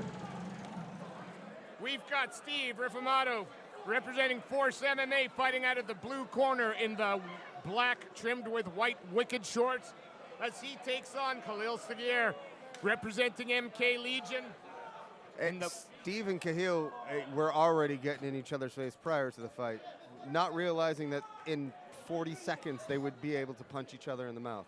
Well, and they're going quick, and there's power in them hands. Oh, he's just teeing off. It's over. TKO, and gave him no time. No, we don't need that. Go. Get the No. Out. Get out.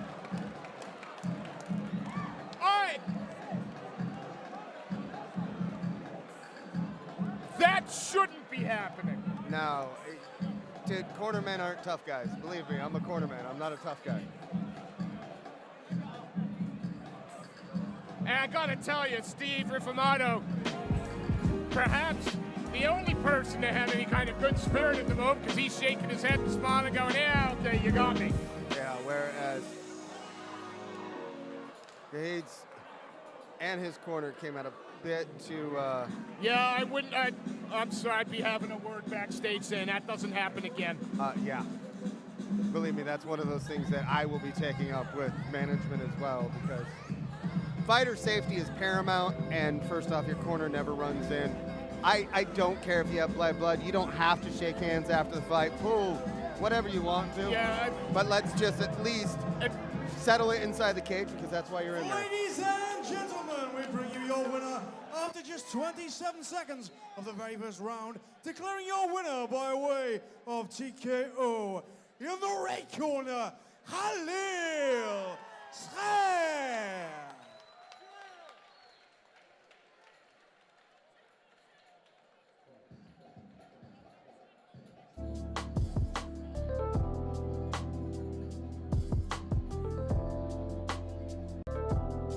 Ladies and gentlemen, please welcome your next fighter, making the walk to the cage in the blue corner, Jack Clark.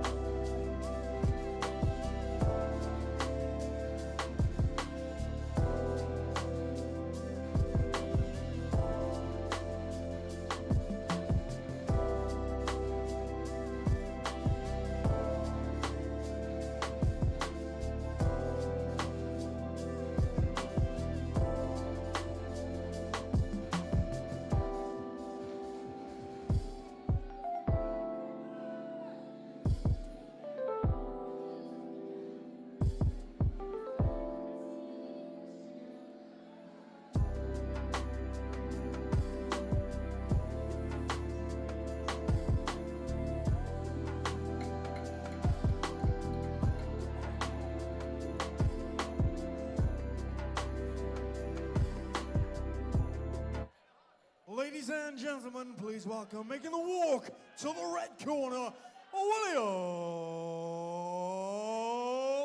Timmins.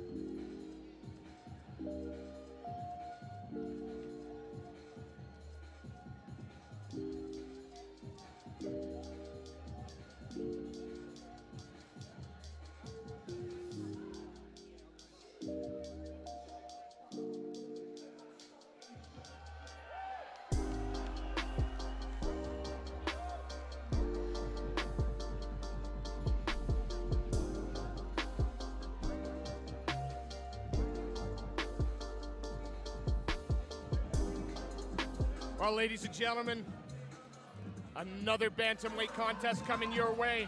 Jack Clark representing Team Underground in the black trimmed with red Venom shorts as he takes on William Timmins from Primal Combat. Also in wearing the black and red. Black shorts, but with a big old monkey on it for Primal Combat. Well,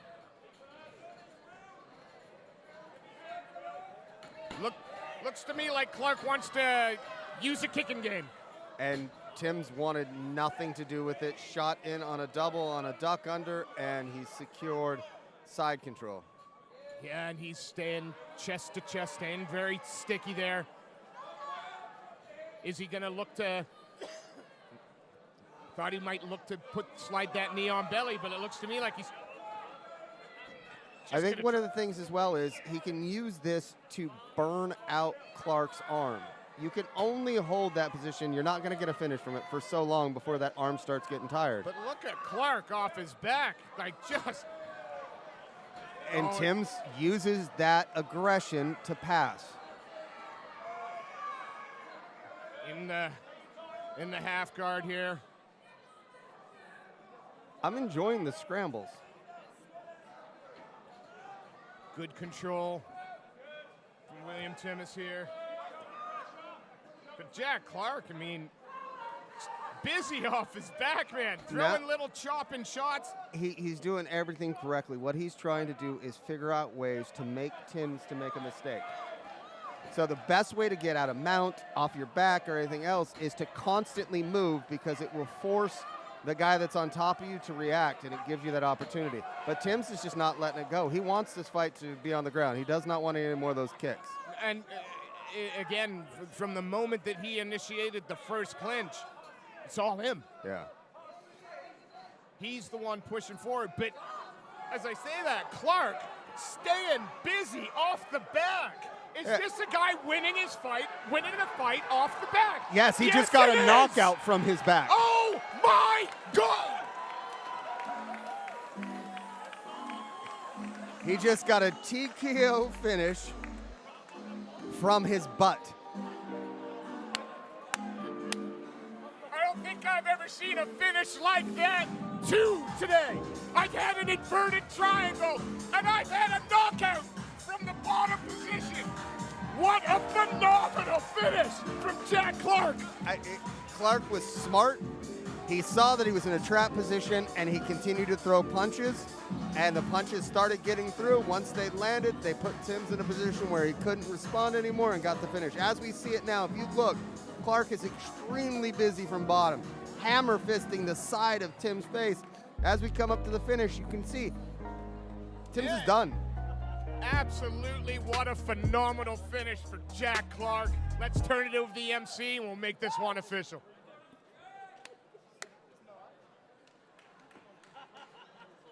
Nice. Ladies and gentlemen, we bring you your winner after 1 minute and 59 seconds of the very first round, declaring your winner by way of TKO in the blue corner, Jack Cooler!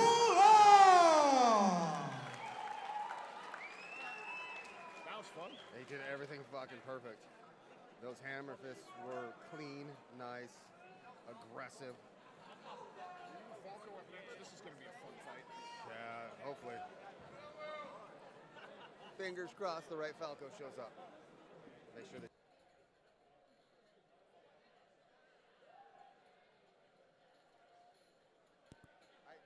Gregor is tough as nails, and if the Falco I've seen in the room shows up, phenomenal. I'm looking for this. This is probably one of my dark horse fight of the night.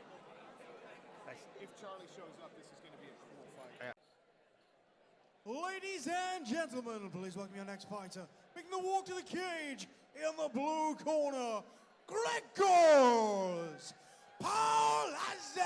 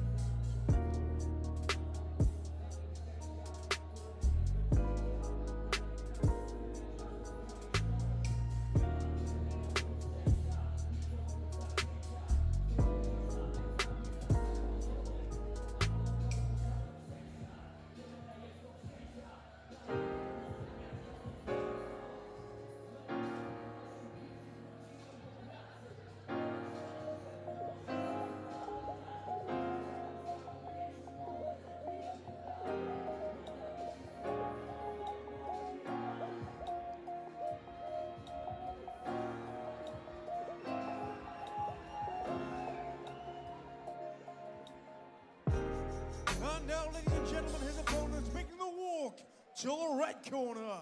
Introducing to you, Charlie Falco!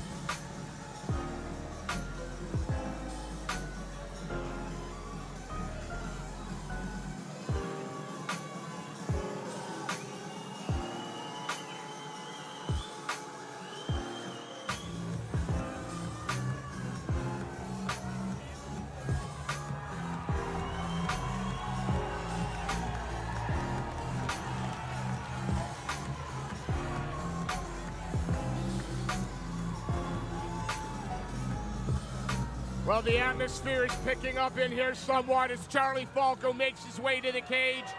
The BKK fighter in the red corner in the gorgeous rainbow shorts. He's taking on the dangerous Gregor Paulcheck representing Dragon's Lair. This is a flyweight amateur contest that I secretly have pegged as a fight of the night contender.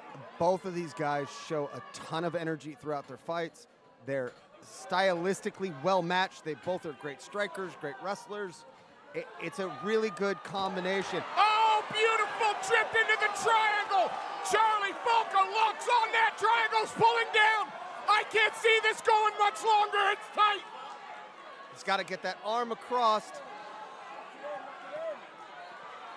Oh, there is no quitting Polishak as he's hammering away. And he's still hammering. Falco pulling tight, trying to tighten up this choke. Polishak hammer fisting. Oh my God, I'm gonna have a heart attack. Falco was able to drop right into it, and Polishak is doing everything he can to try and bust that grip. And he's hammering away. It's either he's just gonna fall asleep or Falco's gonna have to let up. Falco, Change to the arm. he's got to get the arm across the chest. If he gets the arm across the chest. No quit at all in Paulcheck. Falco fighting through it. And now, all of a sudden, Polishak is the one taking the punches to the face that Charlie was taking earlier. Falco This is why this was Fight of the Night contender. Falco got to be careful not to burn out those legs. Well, I mean, the biggest thing behind it is once you lock that in, you just want to stay. You don't want to give it up. You're in a dominant position, potential fight-ending position. You don't give up on it. And there's still plenty of time left, 70 seconds or so left in the round. But Paulcheck just doesn't know when he's beaten. And Falco is taking these shots. Oh, another big shot lands. Referee is all over it, making sure that Paulcheck is... Oh, he's starting to see maybe. Or is he just holding that position so that he pulls the arm out, and we're gonna get a power bomb! Boom! Well, I am the happiest kid in the Christendom at the moment. And Charlie was smart enough to stay inside. He's continuing to take those punches, but now he's gotten it to the point. It's getting tight. And with 20 seconds left, Polishak's gonna have to try and do something to get his head out of there and to get a little bit more oxygen coming through. And he keeps moving around to the side. You can see the gap. There's a bit of space. He tries to float over. Few seconds left. Big hammer fists. Falco on the arm. Oh my God, I'm as happy as I could ever be. And that's why we said this is the potential fight of the night. That was phenomenal. Oh, please, sir, can I have some more? What do you say to these guys? Charlie, try and get the arm across. Gregish, don't put your head in there. There's not much you can say, because even though Gregish was just completely locked in, the hammer fists he's laying down are showing wears on Charlie's face. You know, this is, again, I'm asking, like, when he's in that triangle, but landing hammer fist after hammer fist after hammer fist, when he lands the power bomb, is Charlie winning the round? I don't know. He's still the closest one to the finish. That's the only thing behind it. Now, will the judges see it that way, though? That's tough. It depends on if they're jiu-jitsu guys or if they're striking guys. Yeah, give me round 2, please. And listen to this place. They recognize when they're watching something brilliant. Yeah. This was a fight that when it was announced, I was very excited for because of how stylistically they match up. They're both tough as nails. Yeah. Which showed in that first round. Both got good ground skills. Yep. Both got good hands. Falco perhaps with a little more experience. Especially on the ground as far as jiu-jitsu wise. But I would have to give the power advantage to Polishak. Yeah. Falco's chin is maybe too strong for his own good. And I say that in a very loving way.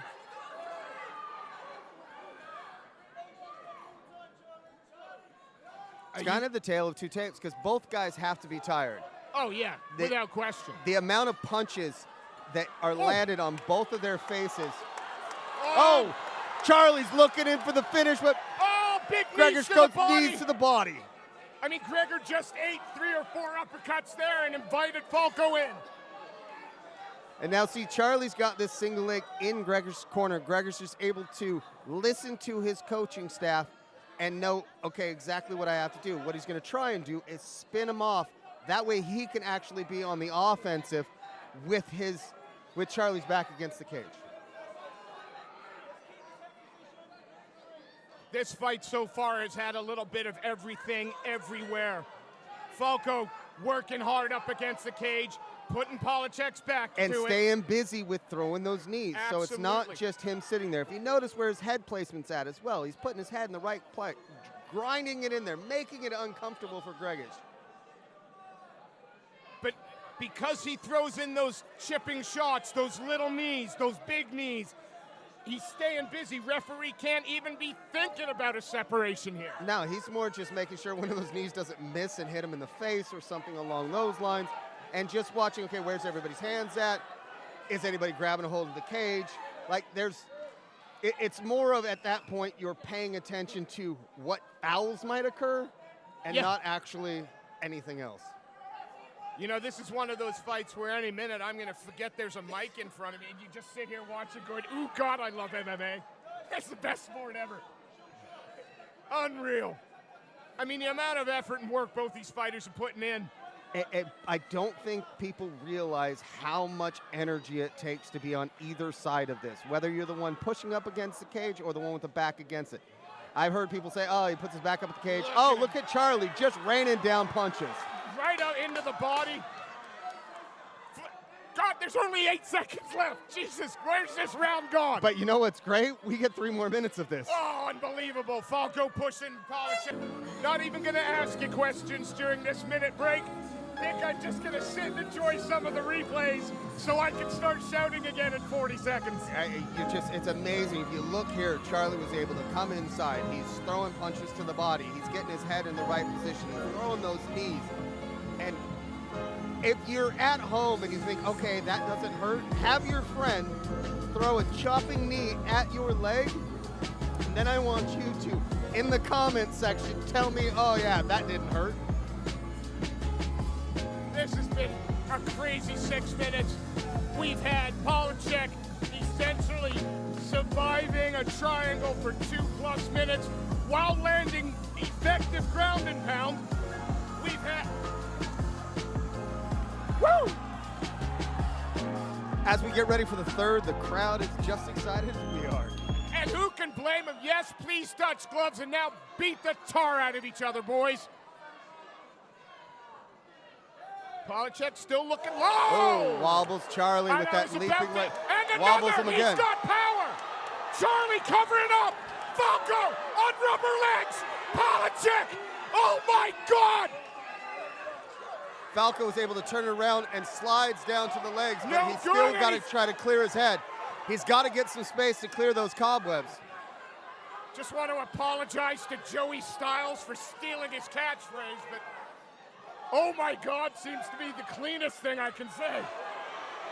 And Paulcheck is like a shark sensing blood in He the water. knows Falco's hurt. If Charlie doesn't do something to start to control this, he's going to end up getting rocked, and he's done the smart thing. He's gotten to the right position, and now he's pushing him up against the cage in his corner. Polishak's corner is screaming for him to get his back off the cage. Turn the man, get into space again. Charlie could use this time to try and clear some cobwebs. What he needs to do is just reshoot in deep, lock those hands underneath, get a double leg, and finish. Let's see some knees to the thighs. He does not want to get broken up at this point. He does not in any way want them to separate him. And that's all Paulcheck wants at the moment. Gregor Paulcheck, if he can get his back off the cage. And now they have been warned that they need to start doing some movement. Charlie's gotten down to that single, but he needs to finish it. How long is... Nice, and he does finish it. And now... But has he given up the neck? Now, because he's stepped over now, so his neck's fine. His head's in a good place. Now it's just about he's got to rain down some ground and pound. He's got to be extremely aggressive. Paulcheck needs to move. We got 1 minute left. You see him sitting down in that half guard. Talking, is that a little bit of you? Because that's perfect positioning. Hold on. Sitting down, and if you look, he's covering the mouth. That's a little bit of this old school dirt going up inside there. But Gregorish can still get out of this. He's got half of his half of his back against the cage.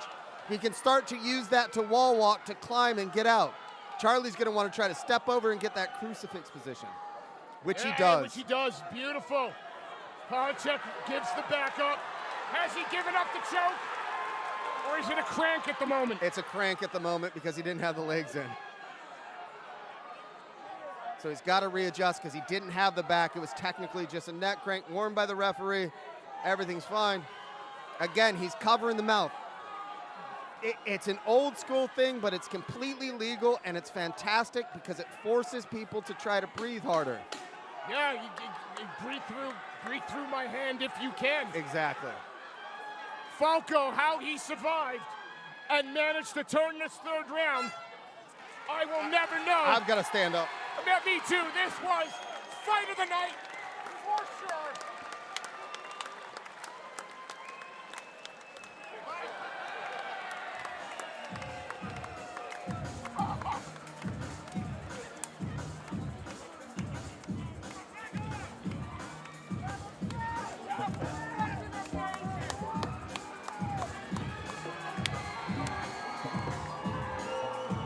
If you are not making some noise for these two athletes, you are dead inside. Absolutely dead inside. It was a fantastic matchup. Polish number 2 came through big, as he always does. The right Charlie Falco showed up, the one that I know in the gym, tough as nails. Well, I'm going to cause a little bit of controversy now, because I know who wants Charlie Falco next. She can't get fights at flyweight. She can't get fights that she wants. So Corey McKenna is willing to throw her hat into the ring.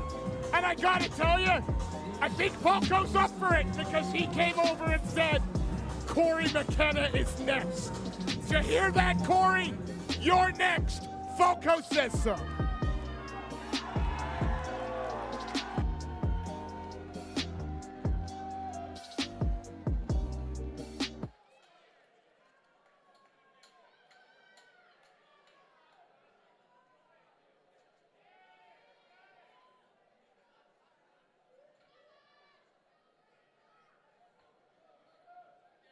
Ladies and gentlemen, after 3 rounds of mixed martial arts action, we bring you your winner by way of split decision. In the blue corner, Collectors, Polishak. I don't know how to take it. I'm not sure. It was a tight fight. It was a great fight. If anything, a draw. Falco thought that he did enough. The judges didn't think so. But let's dial this one back. Let's see this one again. Yes. What a great... Ladies and gentlemen, please welcome your next fighter, making the walk to the cage in the blue corner, Hamil Chillonksi.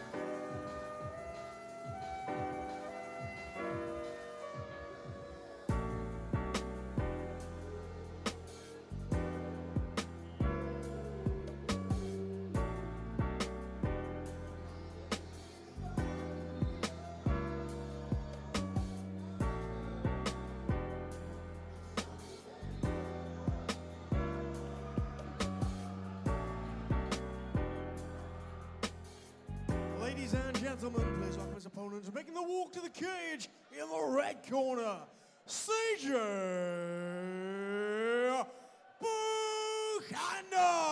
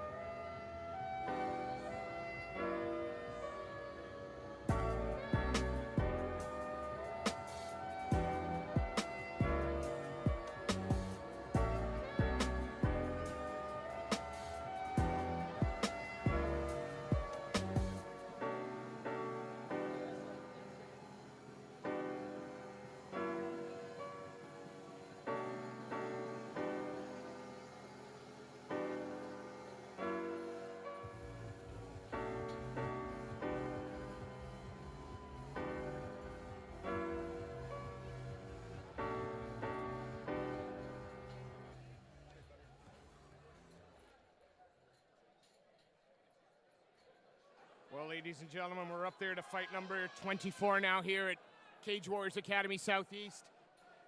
CJ Buchanan facing Chillonksi. Chillonski fighting out of the blue corner. The Pitbull shorts he's taken. And here we go.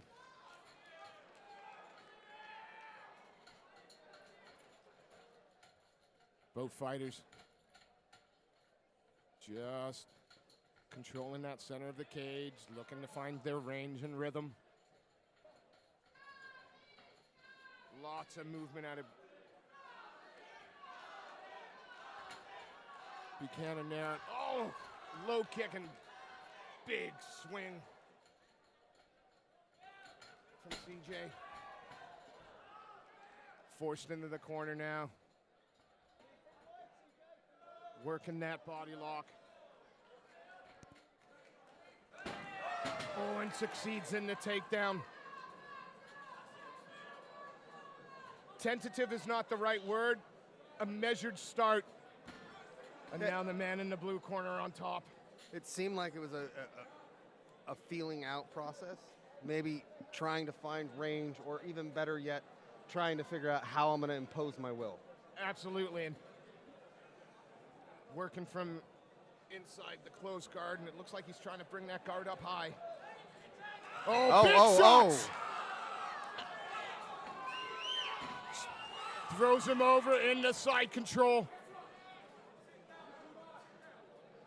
And is he setting up the head and arm here?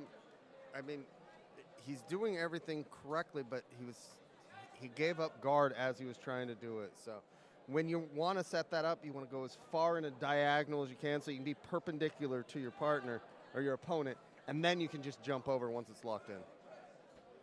Now we're starting to see more work from the man in the red corner, CJ Buchanan. Buchanan's staying active off of his back, which is good. He's given multiple looks, so it's making it really hard for Ski. That's nice, yeah. That's Camille. Yeah, Camille. But when it comes down to it, it's a matter of taking as little damage as possible. Yeah, that's another big hammer fist. And the biggest problem is anytime Ski was able to posture up, he's landing at will. I'll continue to call him Ski. That's fine. Ski's stepping over here now. Is he looking at... Yeah, slides himself into that half guard now. And man up against the cage. That's a great position for him. Exactly. He's in a really strong position. He can start to look towards something like an Americana, which almost looks like he was trying to go for there. 10 seconds left. Ooh, steps over. Could have stepped over, maybe into an arm bar. It was a good first round for Camille. He was able to do the things that were necessary in order for him to not only survive, but to have control from the top. Yeah, landed some great strikes once he postured up. And again, the fight started at a slower pace and perhaps some of them we've been used to so far this evening. But as he grew into that round, got that dominant position, but good work again from the man from 5 Elements MMA off the back. He didn't capitulate. He stayed a little busy. He was bringing that guard up high. Now, the only times he really took any, and it wasn't even damage, it was just more shots, was when he was able to posture really fire up, or when he stood straight up and was going to pass the guard. So he was setting up the guard pass by throwing punches. Seconds are cleared. Rich Mitchell, our referee, get ready to close the door. Second round of this lightweight amateur contest. CJ Buchanan, 5 Elements, mixed martial arts, fighting out of the red corner, the black shorts, as he takes on Camille Ski. Fighting out of the blue corner with the Pitbull West Coast shorts on. And again, Camille happy to work at range at the moment. Seems a little bit more fluid on the feet. Yeah, I mean, the only thing that I would say is Buchanan's a little bit flat-footed, And he might be flat-footed because he doesn't want to get into a situation where he gets taken down again and then has to fight off of his back for almost the entire round. It makes sense why he would be standing that way and throwing those strikes. He's doing a really good job of staying upright now. He's got a very wide base, which is necessary. He's trying to elevate that far arm, got that head tucked. Oh, it's a nice whizzer, though, isn't it? Pulling him up and out. Yeah. Making it really difficult for Camille to change levels there. And because his legs are long, he's able to stand up on his toes. Camille was reshooting. As he reshoots, he's able to just slide those feet out underneath him. But Buchanan now back to the cage. As long as those hips don't get pulled out and his back exposed to the canvas, he should be able to walk his way up here, wall walk his way up. Yeah, I mean, one of the biggest things is because he's turning the way that he's turning to get back to guard, because he's looking for either an arm in triangle or maybe just to control the posture so he doesn't take those punches. He's got body lock now. The body lock when you're on bottom position it is just a nullifying. Yeah, it helps with really keeping someone's posture down. If you're really, really strong legs, it can suck the life out of that person because you got to remember it's restricting how much oxygen you can actually take in. So if you're doing it on somebody who's already tired, it's similar to sticking your hand over someone's mouth. It's one of them old school tricks. But here's what Buchanan needs to look out for. He took quite a few punches in the first round when Camille postured up like this. So he's doing a really good job of keeping wrist control of both hands and protecting himself. Now he's gotten back up. He's going for a little bit of a body lock,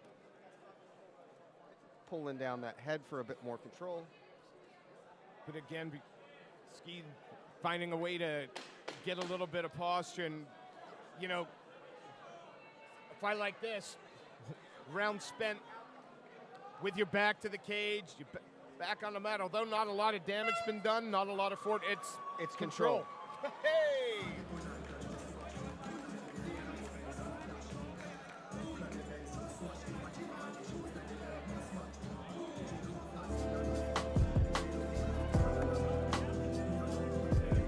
The cornerman there for Buchanan saying, "No, you're going to stand up and take your breath in here. Don't sit down." And as we look back at the replay, we're seeing that, you know, it was all about Camille really staying nice and tight on these takedowns. Once he did get him to the ground, he did not give Buchanan the opportunity to get up. Buchanan was still moving in this round, didn't take as much damage from bottom as he did in the first, which was great. So we'll have to see how the third round plays out. They both seem to be a bit warm. Yeah, they're both getting... They want to start fanning this way. I wouldn't say no.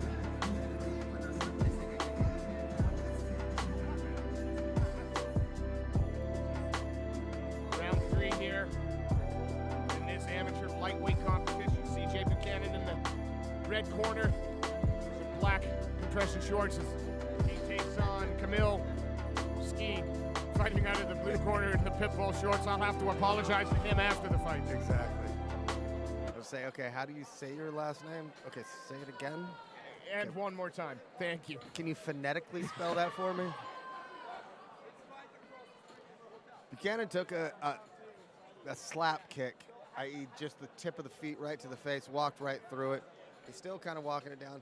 He's now more on his toes a little bit more than he was in the second, but he's still going flat-footed when he's getting ready to set up for the punches. Yeah, Camille Ski, a little bit of bounce, a little bit of movement about him. Yeah, he's a little bit more lighter on his feet. He's not throwing as much as I think his corner would like to see. No, because he's being presented a target that is hardly coming forward. Exactly, and that's flat. Now, but if you're going to walk into a shot. And one of the things is the reason why you go flat-footed is because you got a little bit more power. You can really, as Quentin Jackson always says, throw your butt into it. Trying not to curse.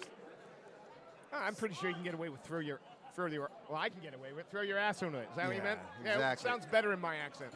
that's how you can actually, you get the full force behind the punches. Is it just naivety on for a fan? The guy that's doing that little bit more movement, that seems that little bit looser, always seems that, you know, when a fight's really close like this, it looks like they're taking it. Yeah, I mean, it's that which one looks to be the aggressor. And in the 10-point must, aggressive is one of those 10 points. So the judges look at that as well. They go, okay, is it the guy that's just walking in with his hands out protecting his face? Or is it the guy that's actually trying to set up angles, trying to set up shots? When he's throwing punches, he's going in and out. He's actually working it. Is this a case that Buchanan is looking for the counter strike? Yeah. He's waiting for Camille to make a mistake, and when he does, he's looking to throw that either hard, straight left or that deep right. And how's that got to play into Camille's mind, man? Because if he comes charging in, you're playing into your opponent's hand. But if your opponent isn't going to engage with you, and the referee's saying action, and the crowd starts to boo. Yeah. Hey, to be honest, I don't think people ever hear anything inside the cage. You just can't. I've heard fighters say, "Oh yeah, I heard." It's like, you didn't hear anything, because if you heard anything, you would have actually done what I told you. 10 seconds left in. Oh, good Lord! Oh, with seconds left. Where was that 2 minutes ago? Where was that 3 minutes ago? I mean, a lot of it could have been he was going for that Hail Mary. I'm just going to leap in. I'm going to throw that, punch to try and end it. I mean, that was the antithesis of a counter founder to finish that round. Yeah. Well, we've got another decision to wait on, and while we wait for our judges, let's give a quick shout out to Whip Street Motors, Scrap Metal and Vehicle Recyclers. You can reach your peak. Go to rypofficial.com. Riva Wood-Fired Pizzas, wood-fired pizza for any occasion. And of course, longtime sponsor and friend of Cage Warriors Southeast Academy, Fisk Fire Group.